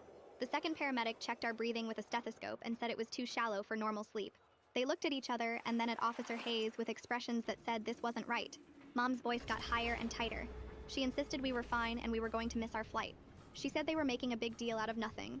She kept talking about the camp and how we'd be late and how this was all unnecessary. Dad put his hand on her arm, probably trying to signal her to calm down. But I could see the panic starting to crack through their perfect parent act. Mom's sweet voice had an edge to it now. Dad's smile looked forced and tight. The paramedics kept checking us and talking to Officer Hayes, and I knew our parents could feel control slipping away from them for the first time in years. The first paramedic leaned closer to check my pulse again, and his fingers brushed against my neck where Mom had stuck the needle. He froze for a second, then gently turned my head to get a better look. His partner came over fast, and they both stared at the small red mark with the tiny bit of blood still fresh on my skin. The first one pulled out his radio and called for his supervisor while the second paramedic moved to check Violet. He found the same mark on her neck in the exact same spot. Then he checked Ruby and found another one. Then Hazel. All 4 of us had identical injection sites that were still red and fresh. The supervisor's voice crackled back over the radio asking for details, and the first paramedic said something about multiple minors with signs of forced sedation and possible non-voluntary medication. He looked straight at Officer Hayes and said, "This didn't look like anxiety medication given by a parent. This looked like someone deliberately drugging kids who didn't want to be drugged." Hayes wrote something in his notebook and his jaw got tight. He walked over to where my parents were standing together near the check-in counter and asked Dad to step aside with him to verify our identification documents. Dad's face showed surprise, but he followed Hayes a few feet away, while another officer moved closer to Mom. Hayes pulled out his own notebook and started asking Dad questions about our trip. Where exactly in Mexico were we going? What city? What was the name of the facility? Dad answered quickly, saying we were going to a camp in Tijuana. Hayes wrote it down, then walked back to Mom and asked her the same questions. She said we were going to Mexicali for a special program. Hayes looked down at his notebook where he'd written both answers and his eyebrows went up. He asked Mom again to confirm the city name and she said Mexicali. Definitely Mexicali. He showed her what Dad had said and her face went white. She started talking fast about how they were both right. The program had locations in both cities. They were just confused about which facility we'd be starting at first. But Hayes kept writing and his expression said he didn't believe her at all. He pulled out an evidence camera from his belt and came back over to where I was lying on the cart. He took several photos of the injection mark on my neck from different angles, the flash bright even through my closed eyelids. Then he photographed the marks on all my sisters. He stepped away and spoke into his radio using codes I didn't understand. But I heard the word trafficking twice and something about possible abuse codes. Mom heard it too because she started crying immediately. But these weren't sad tears or scared tears. Her face was angry and her voice was high and tight when she said they were being ridiculous. We were just a family trying to take a trip. How dare they suggest something so horrible? The tears were running down her face, but her eyes looked mad, not sad. A woman in a gray pantsuit came walking fast across the terminal toward us. She had a badge clipped to her belt and a phone pressed to her ear. She finished her call and introduced herself to Hayes as Christina Owens from CPS On Call. She said she'd gotten the alert about our case and she needed to tell him something important.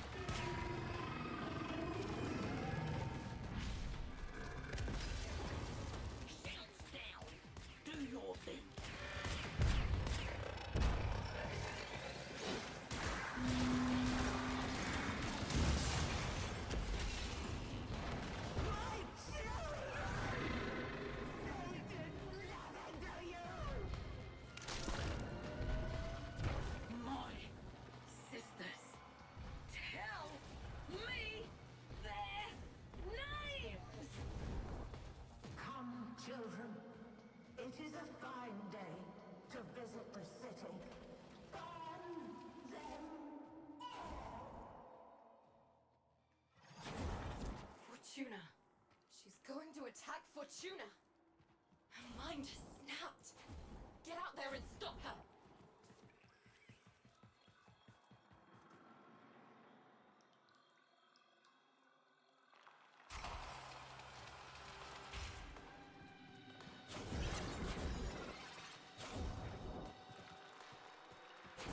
Some fresh, cooling air, I think, shall do me good. Attentive children are a joy to all. Attend me, little ones. Call them. Call them. Know what it means to feel and die. Don't let those rachnoids cool her off. Keep the heat on. Die! Watch it. She's fracturing the terrain. Tell me and we'll make it quick. What were their names? There it is! We shall! Those...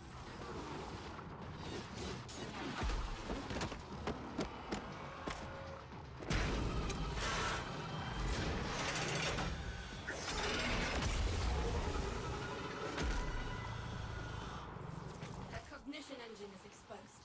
Shred it. We are not at home to visitors!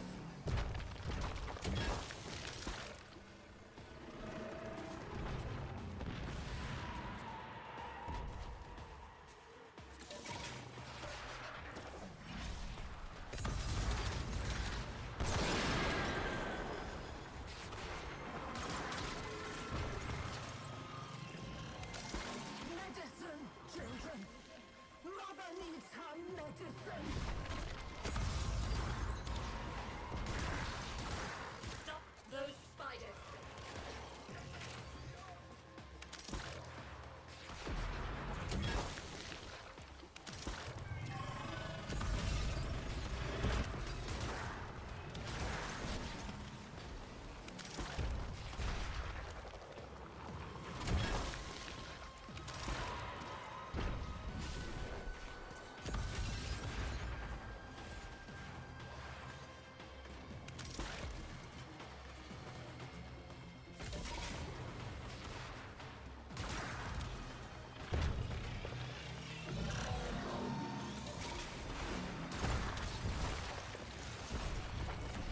If you will not be a model, you shall be an example! Gonna need more thermia.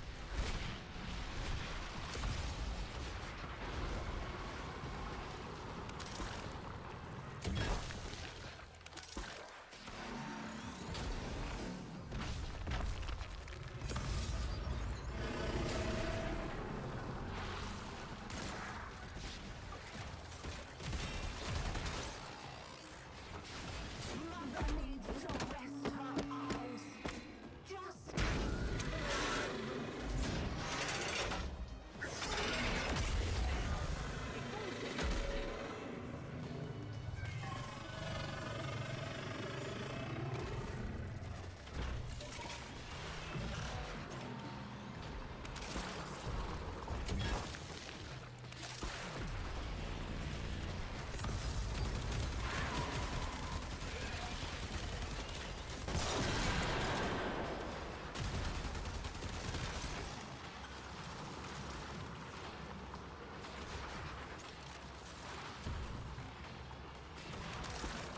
Nothing shall replace a child's love for their mother.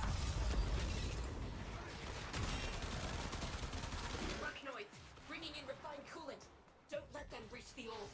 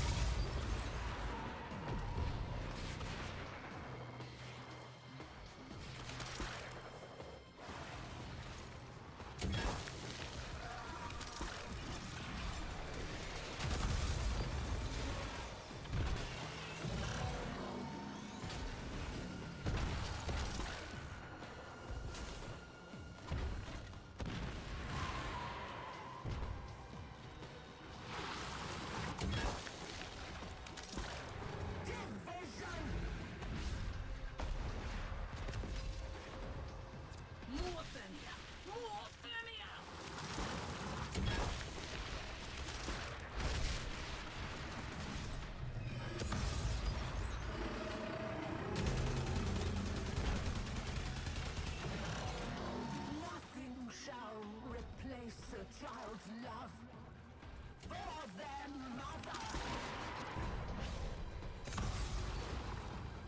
Arachnoids, bringing in refined coolant. Don't let them breach the orb.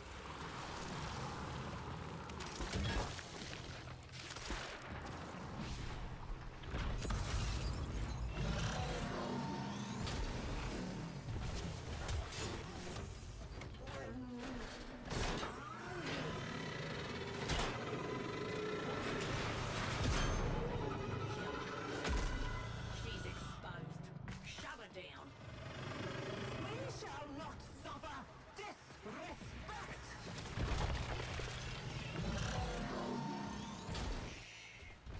That's enough.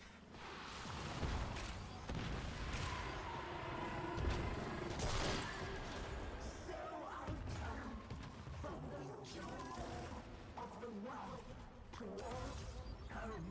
That sweetest spot neath the sun of the sun. Sparky, get in there. Grab what you can before she goes critical.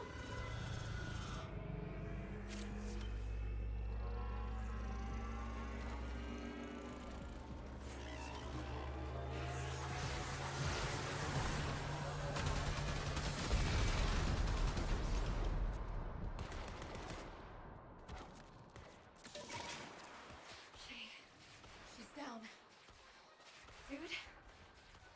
You did it! Zood? Zood, you okay? Scores paid. Debts settled. Slates clear. You remember them. That's all that matters. I remember us. You knew us. You know our name. We've never forgotten. Me, Biz, Smokefinger, any of us. We had a name. Our name was Zood. The Zood. If Solaris United is gonna be what it once was, things need getting done. Run your optics over this.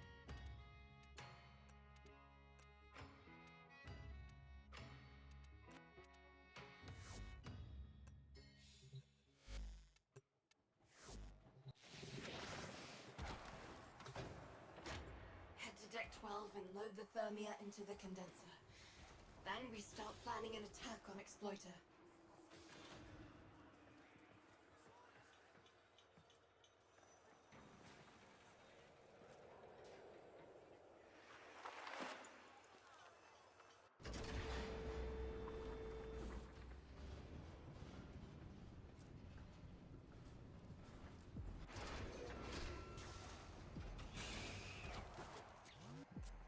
Neff's using the Exploiter orb to mine those fractures. One breach, and Fortuna's concourse floods with Thermia. We tried taking Exploiter down back in the day. We have to try again. But this time, we have to succeed. We don't, it'll be Deck 12 all over again. And I can't have that. Zood and her sisters built a thermic condenser. Load it with Thermia and we can start prepping for a fight. Home again. Deck 12. Most of the old SU never made it out. Legs' folks. And Zood's sisters. It broke her, you know? We've all tried getting through to her. But she insists they never existed. Zood? Why can't I remember their names? What was that?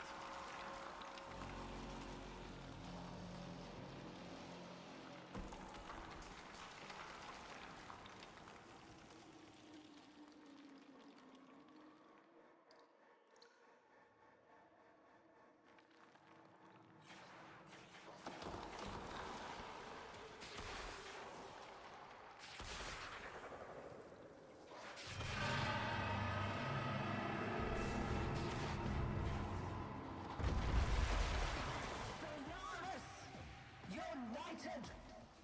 You shall not be spared the rod, as those who came before you were.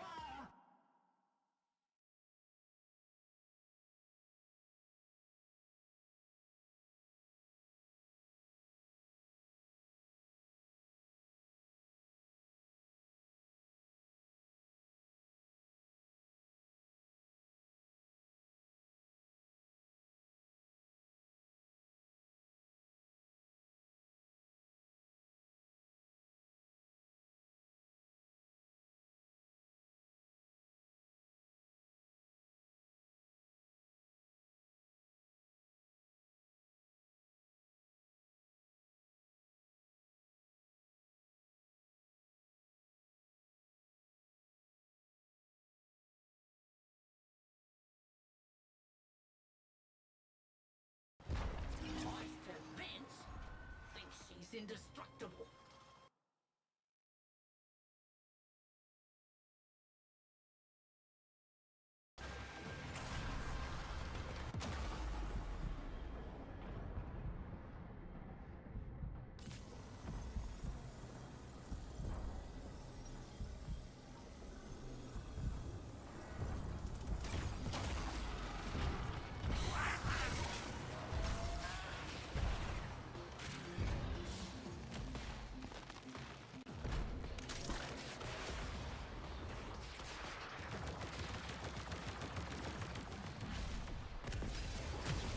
Shields down. Do your thing.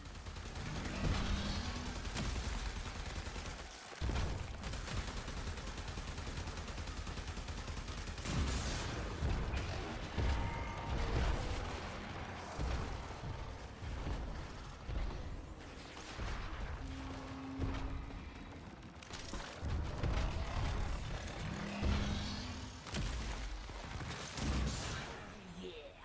Now she's sweating. Now she's sweating. Hardship. Booze. Children, Mother requests the pleasure of your company.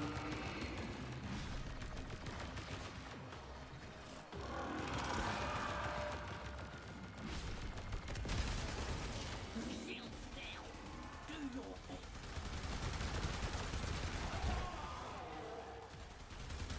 You will not have me so easily. My thorns are fully grown. This is the my children. They do nothing to you. My sisters, tell me their names! Come, children. It is a fine day to visit the city.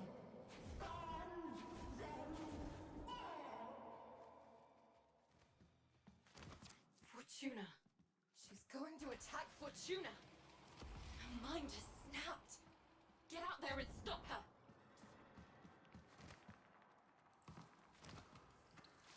Here!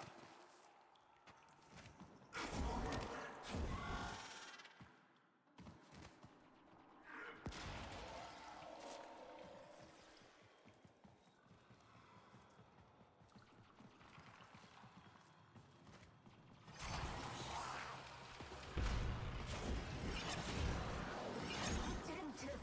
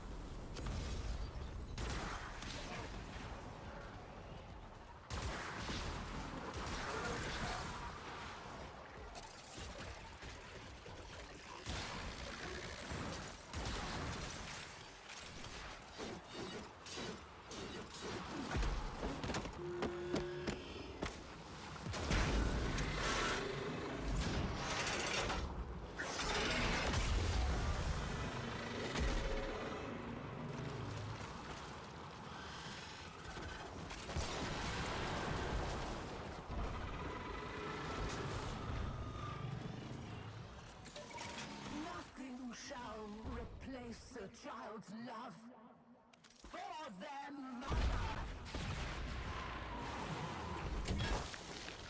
Arachnoids, bringing in refined coolant. Don't let them reach the orb.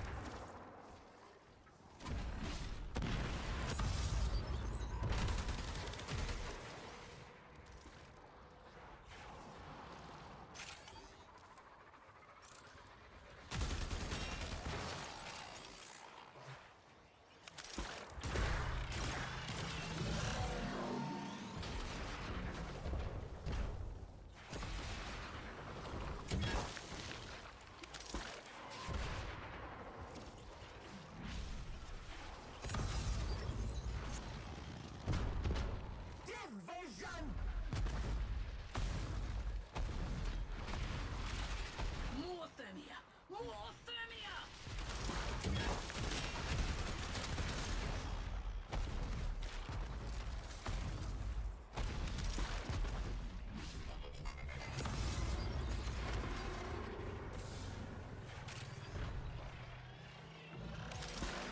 Nothing shall replace a child's love for their mother. Arachnoids, bringing in refined coolant.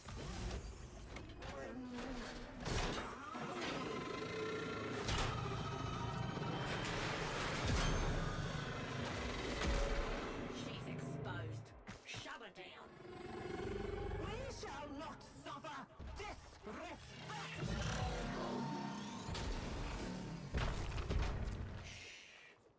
That's enough.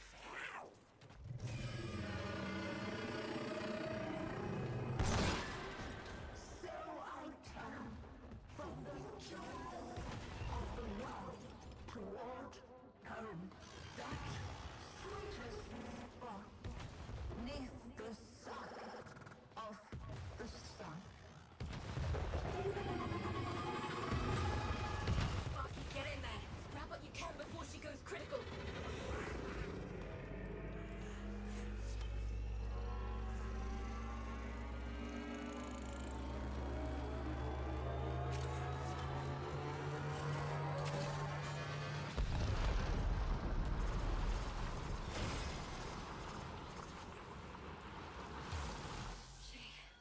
She's down.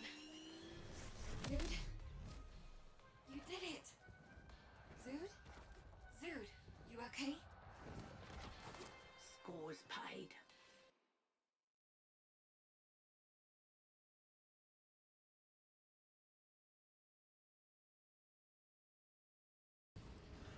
I remember us.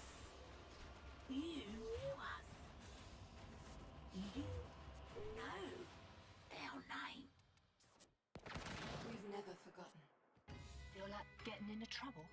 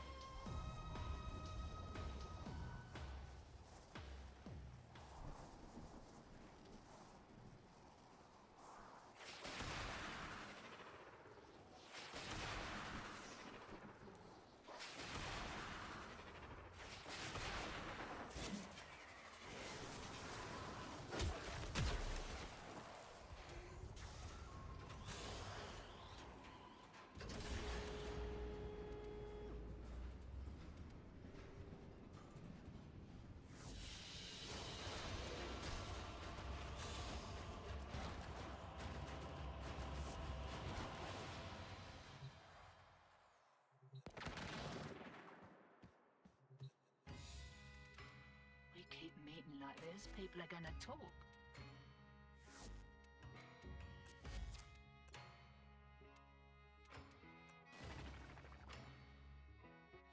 Authentically handcrafted by colourful locals.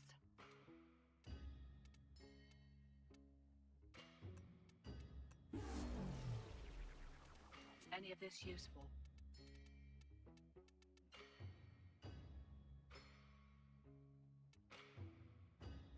No skin off my proverbial matey.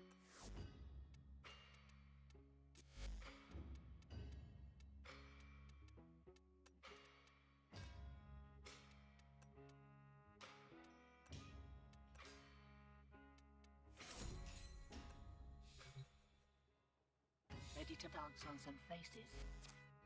Oi, see anything you fancy?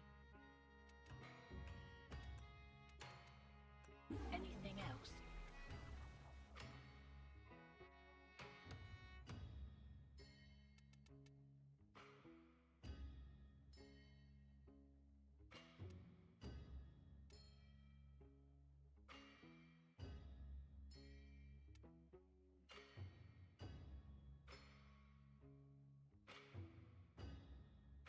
Don't get too comfortable.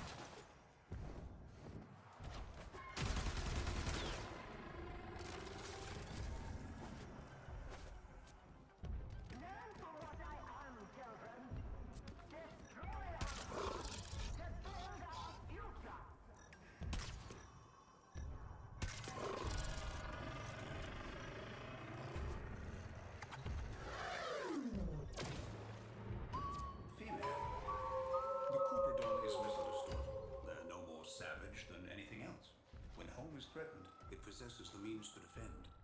They don't even like how we taste.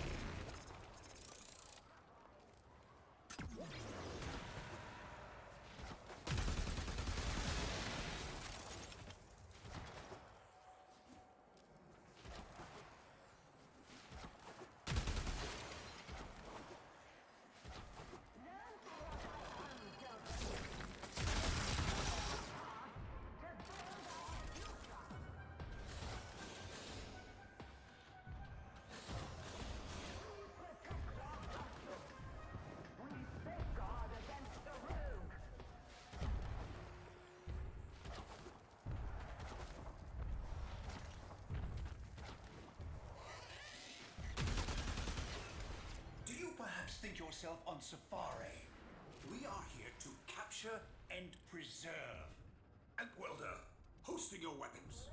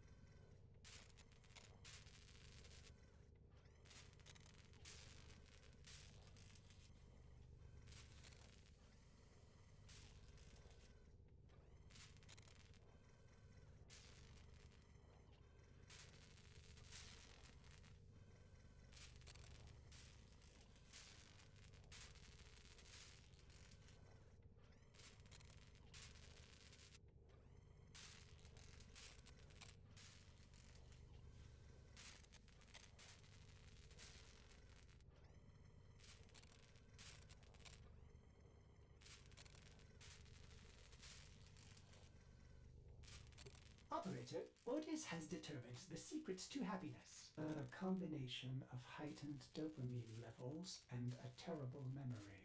You're welcome!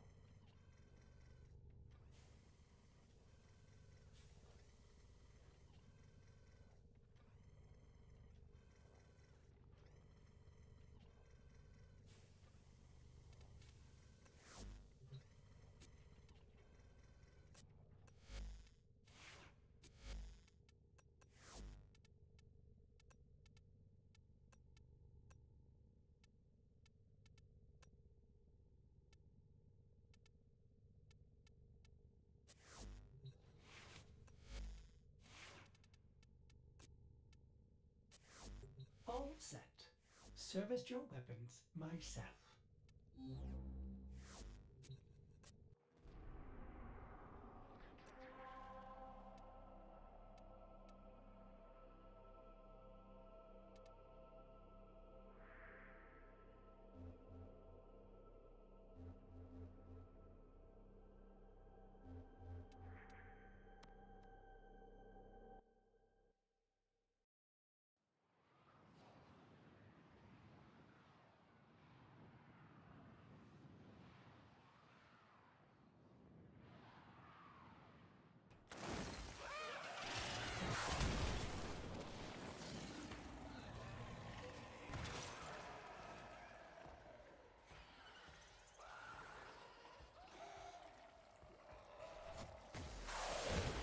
Get ready for a capsule.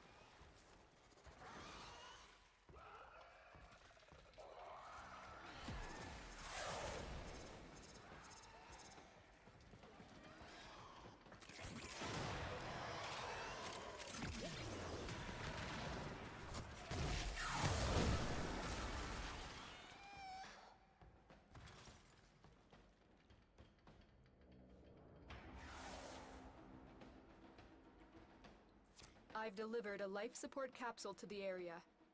Activating it will buy you more time.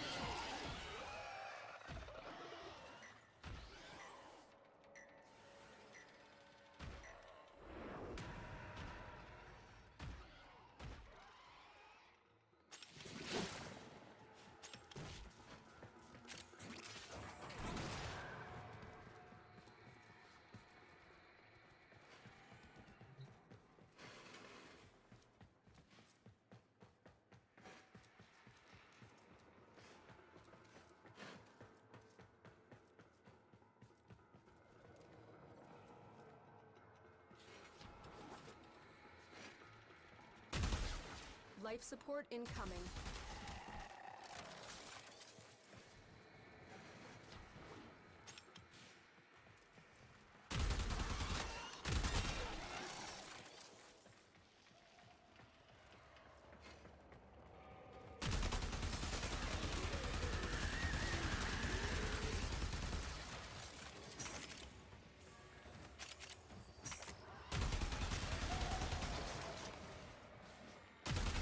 Additional life support has arrived.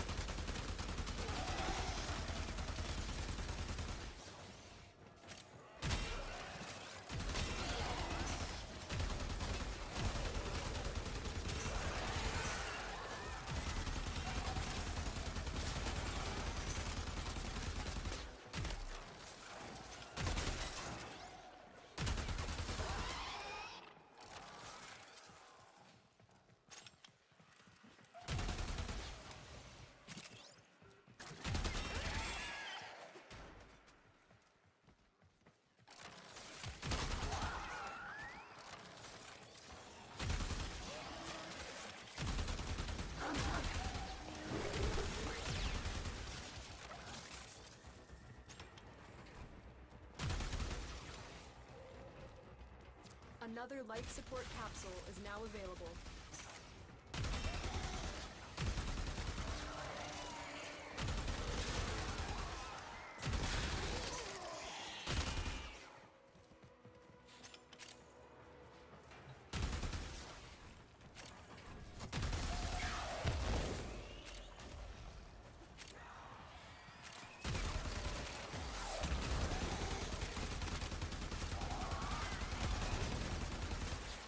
Operative has just made their first discovery. Keep up the good work. When you are ready, go to extraction.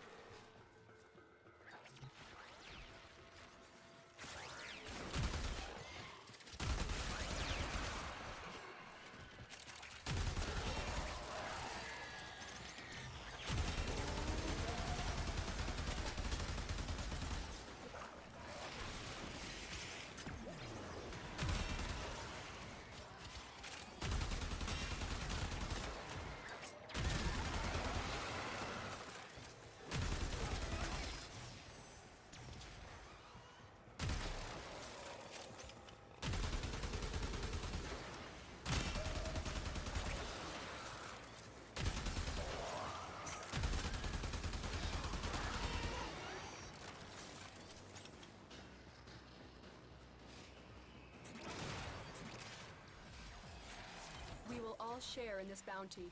Hold out as long as you can.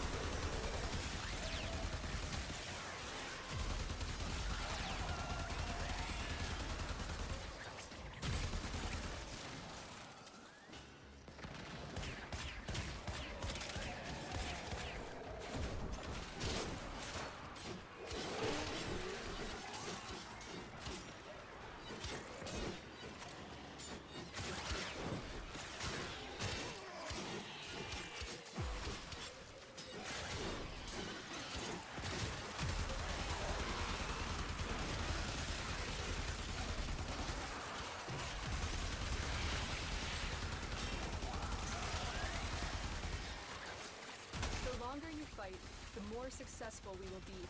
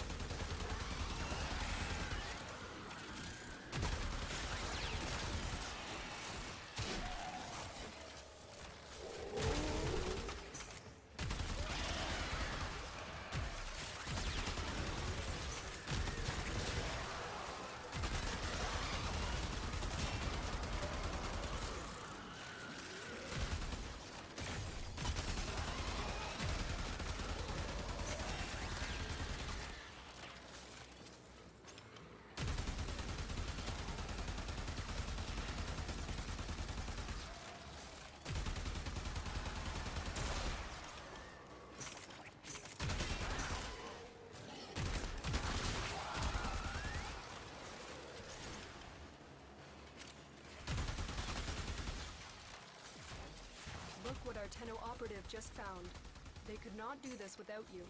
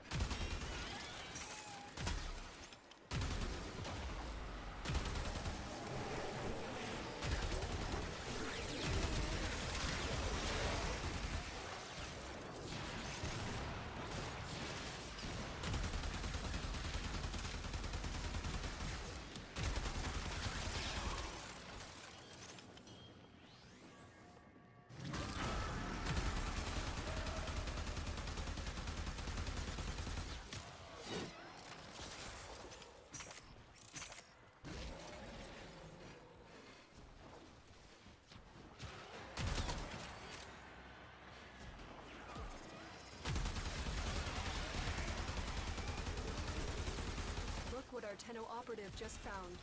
They could not do this without you.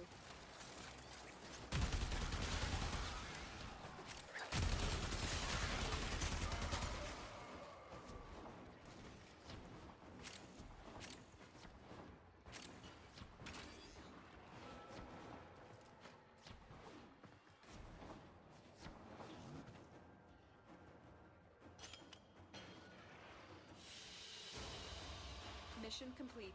Excellent work, Tenno.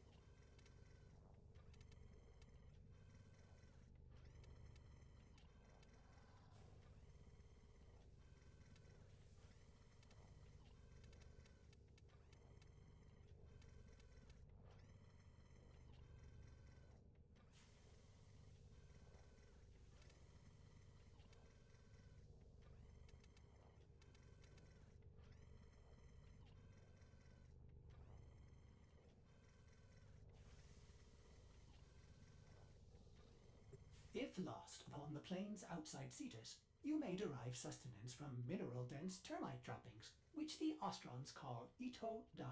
You may also never form a consonant again, but at least you will not be dead.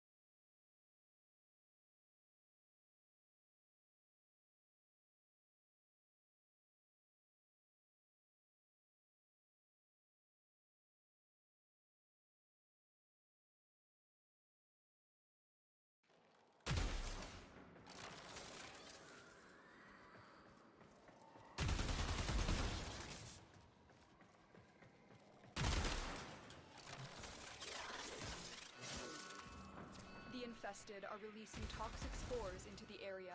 The emergency life support I am delivering is your only chance for survival.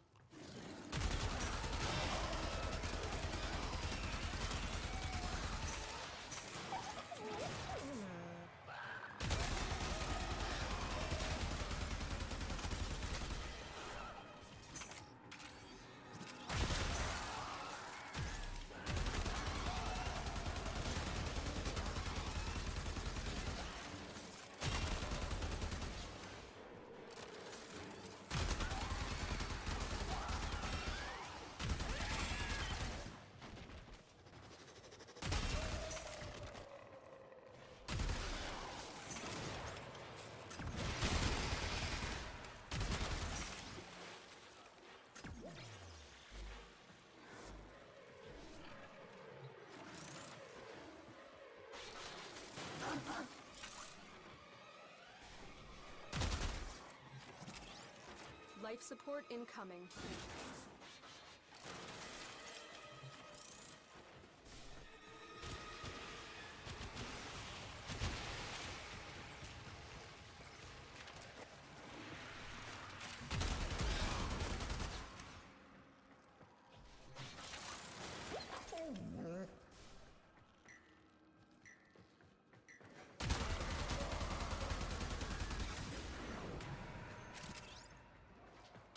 I've delivered a life support capsule to the area. Activating it will buy you more time.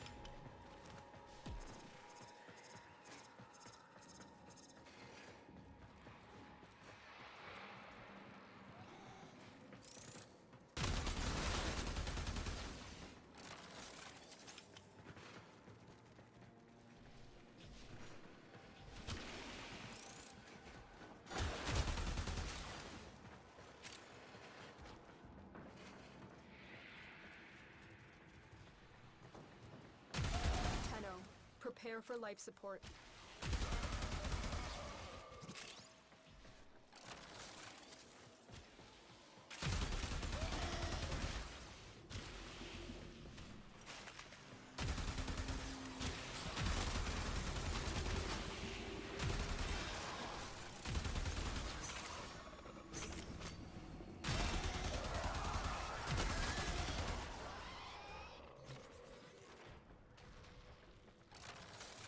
I've delivered another life support capsule.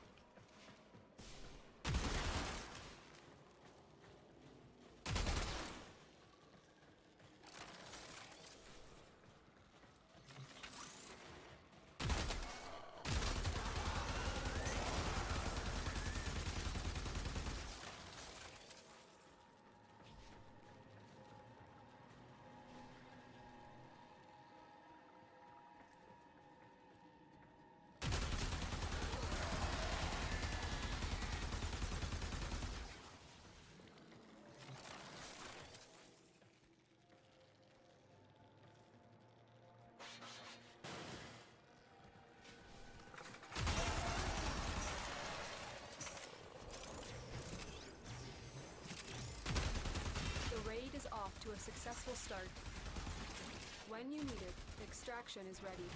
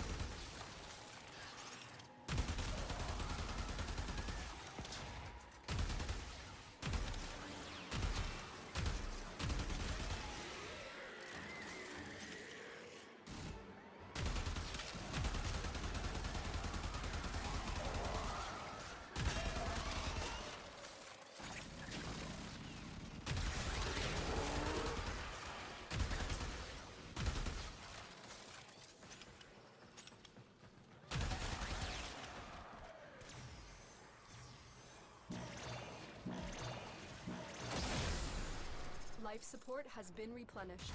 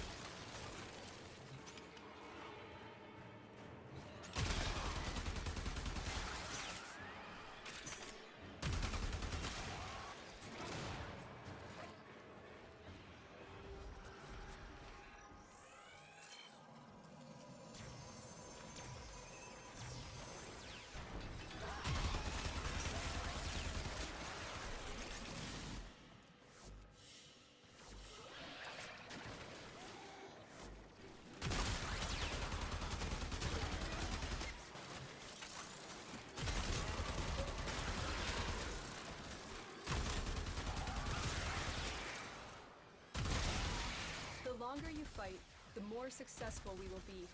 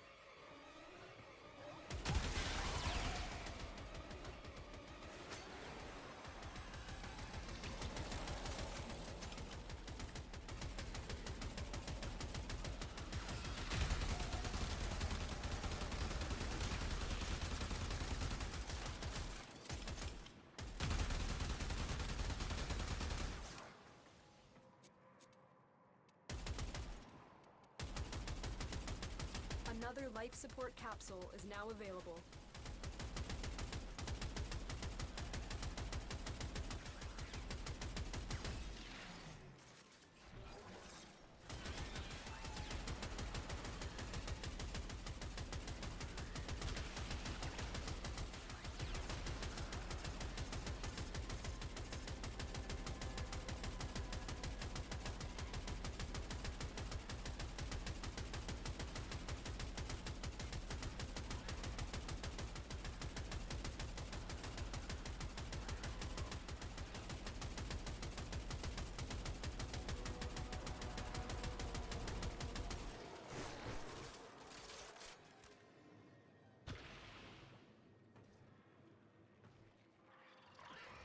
The spores have almost completely saturated the atmosphere. You need to get out of there.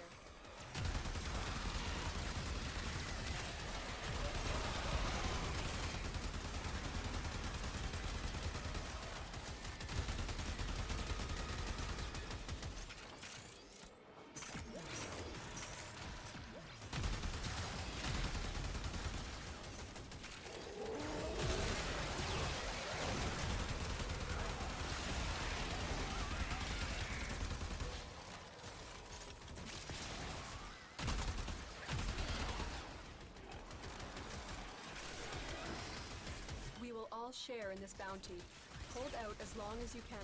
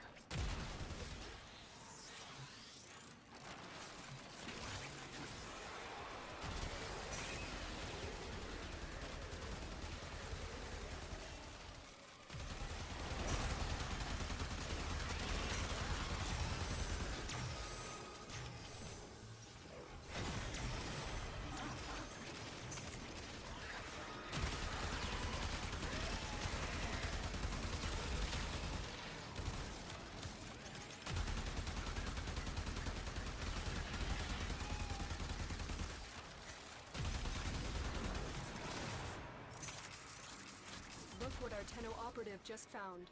They could not do this without you.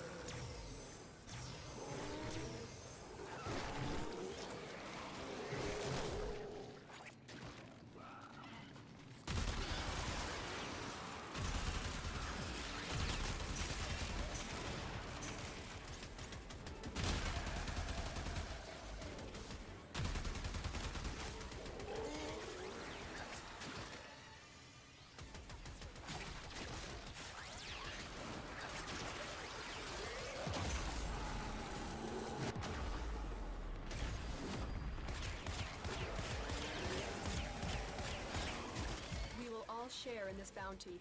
Hold out as long as you can.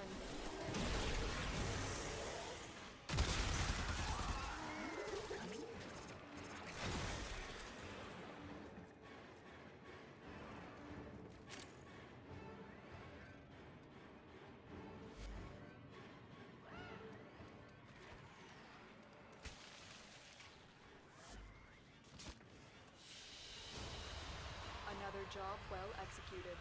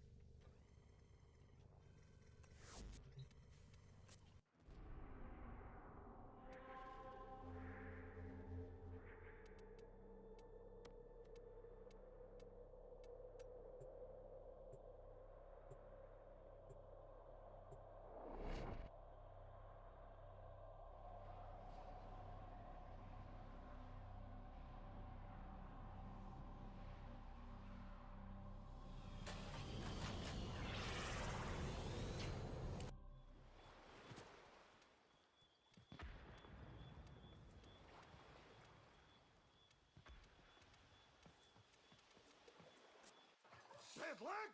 Did your mother jump around last... Remember, Hawk has new specials every day.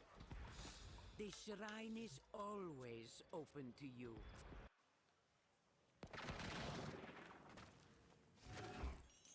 With no strong points, you will make the necessary sacrifice, inevitably.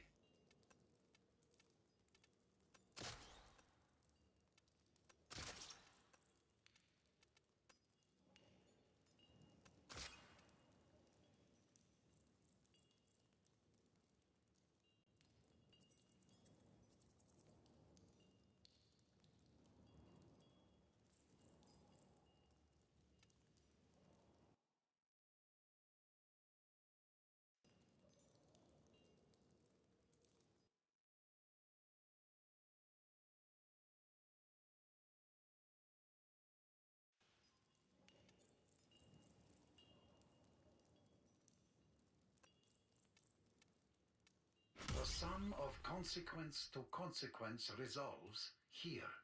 In this extension, allow us to improve your efficiency.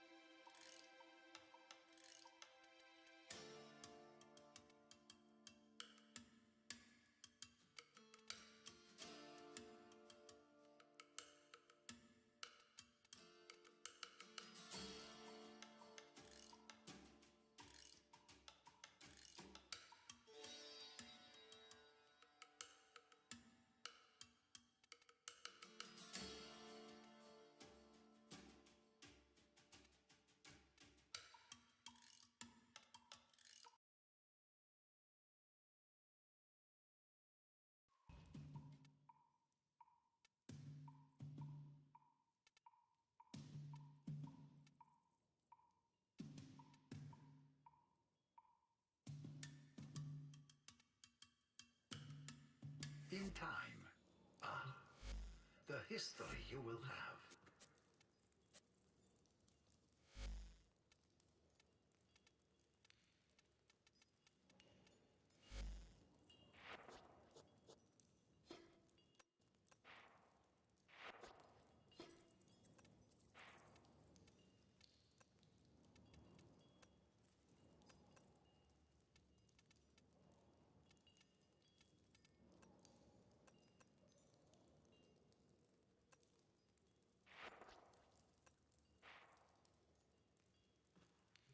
We are each one viewpoint within the myriad that comprises the Unum.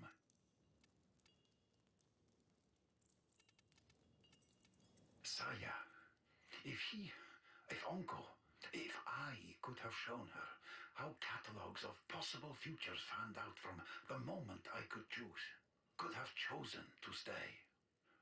None of them ended well. None save one. This one. The one where I left. Oh, this future ends so well for her. For Konzu Forcitos. As inviscerating a choice as it was the only one I could live with. Someday, I swear, this will be borne out. Speak of this no more. To be crushed by the singular excruciates. What's done is done. Enough.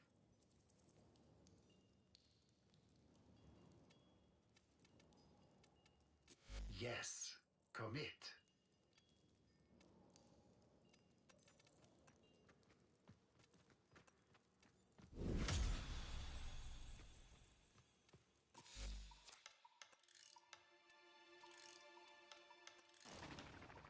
We are prepared to provide.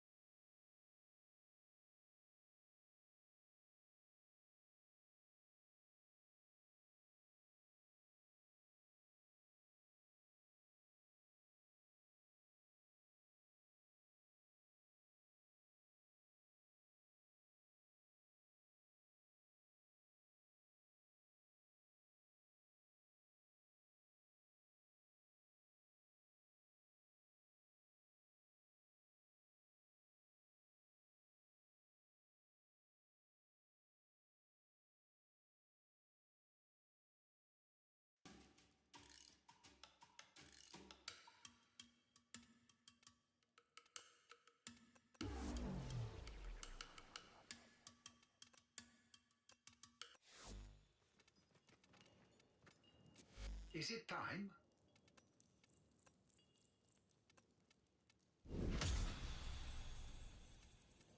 These will assist.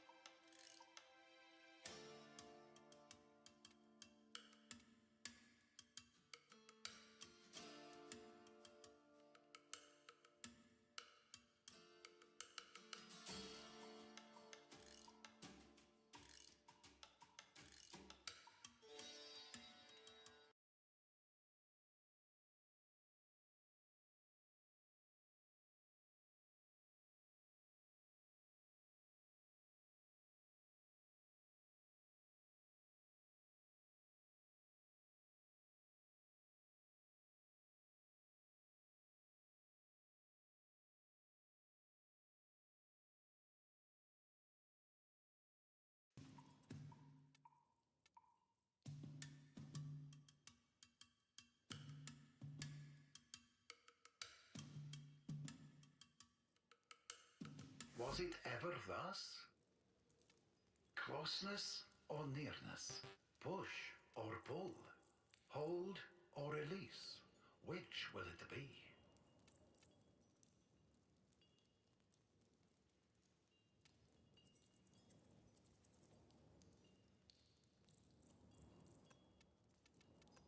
Tenno separating from Simple Nexus at Quill.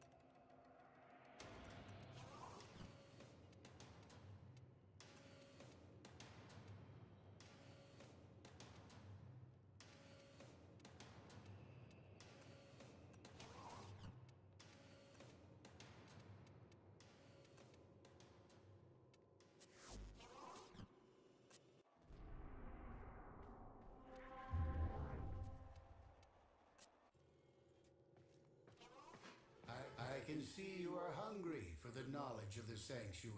Hunter, your thirst for knowledge is as insatiable as mine.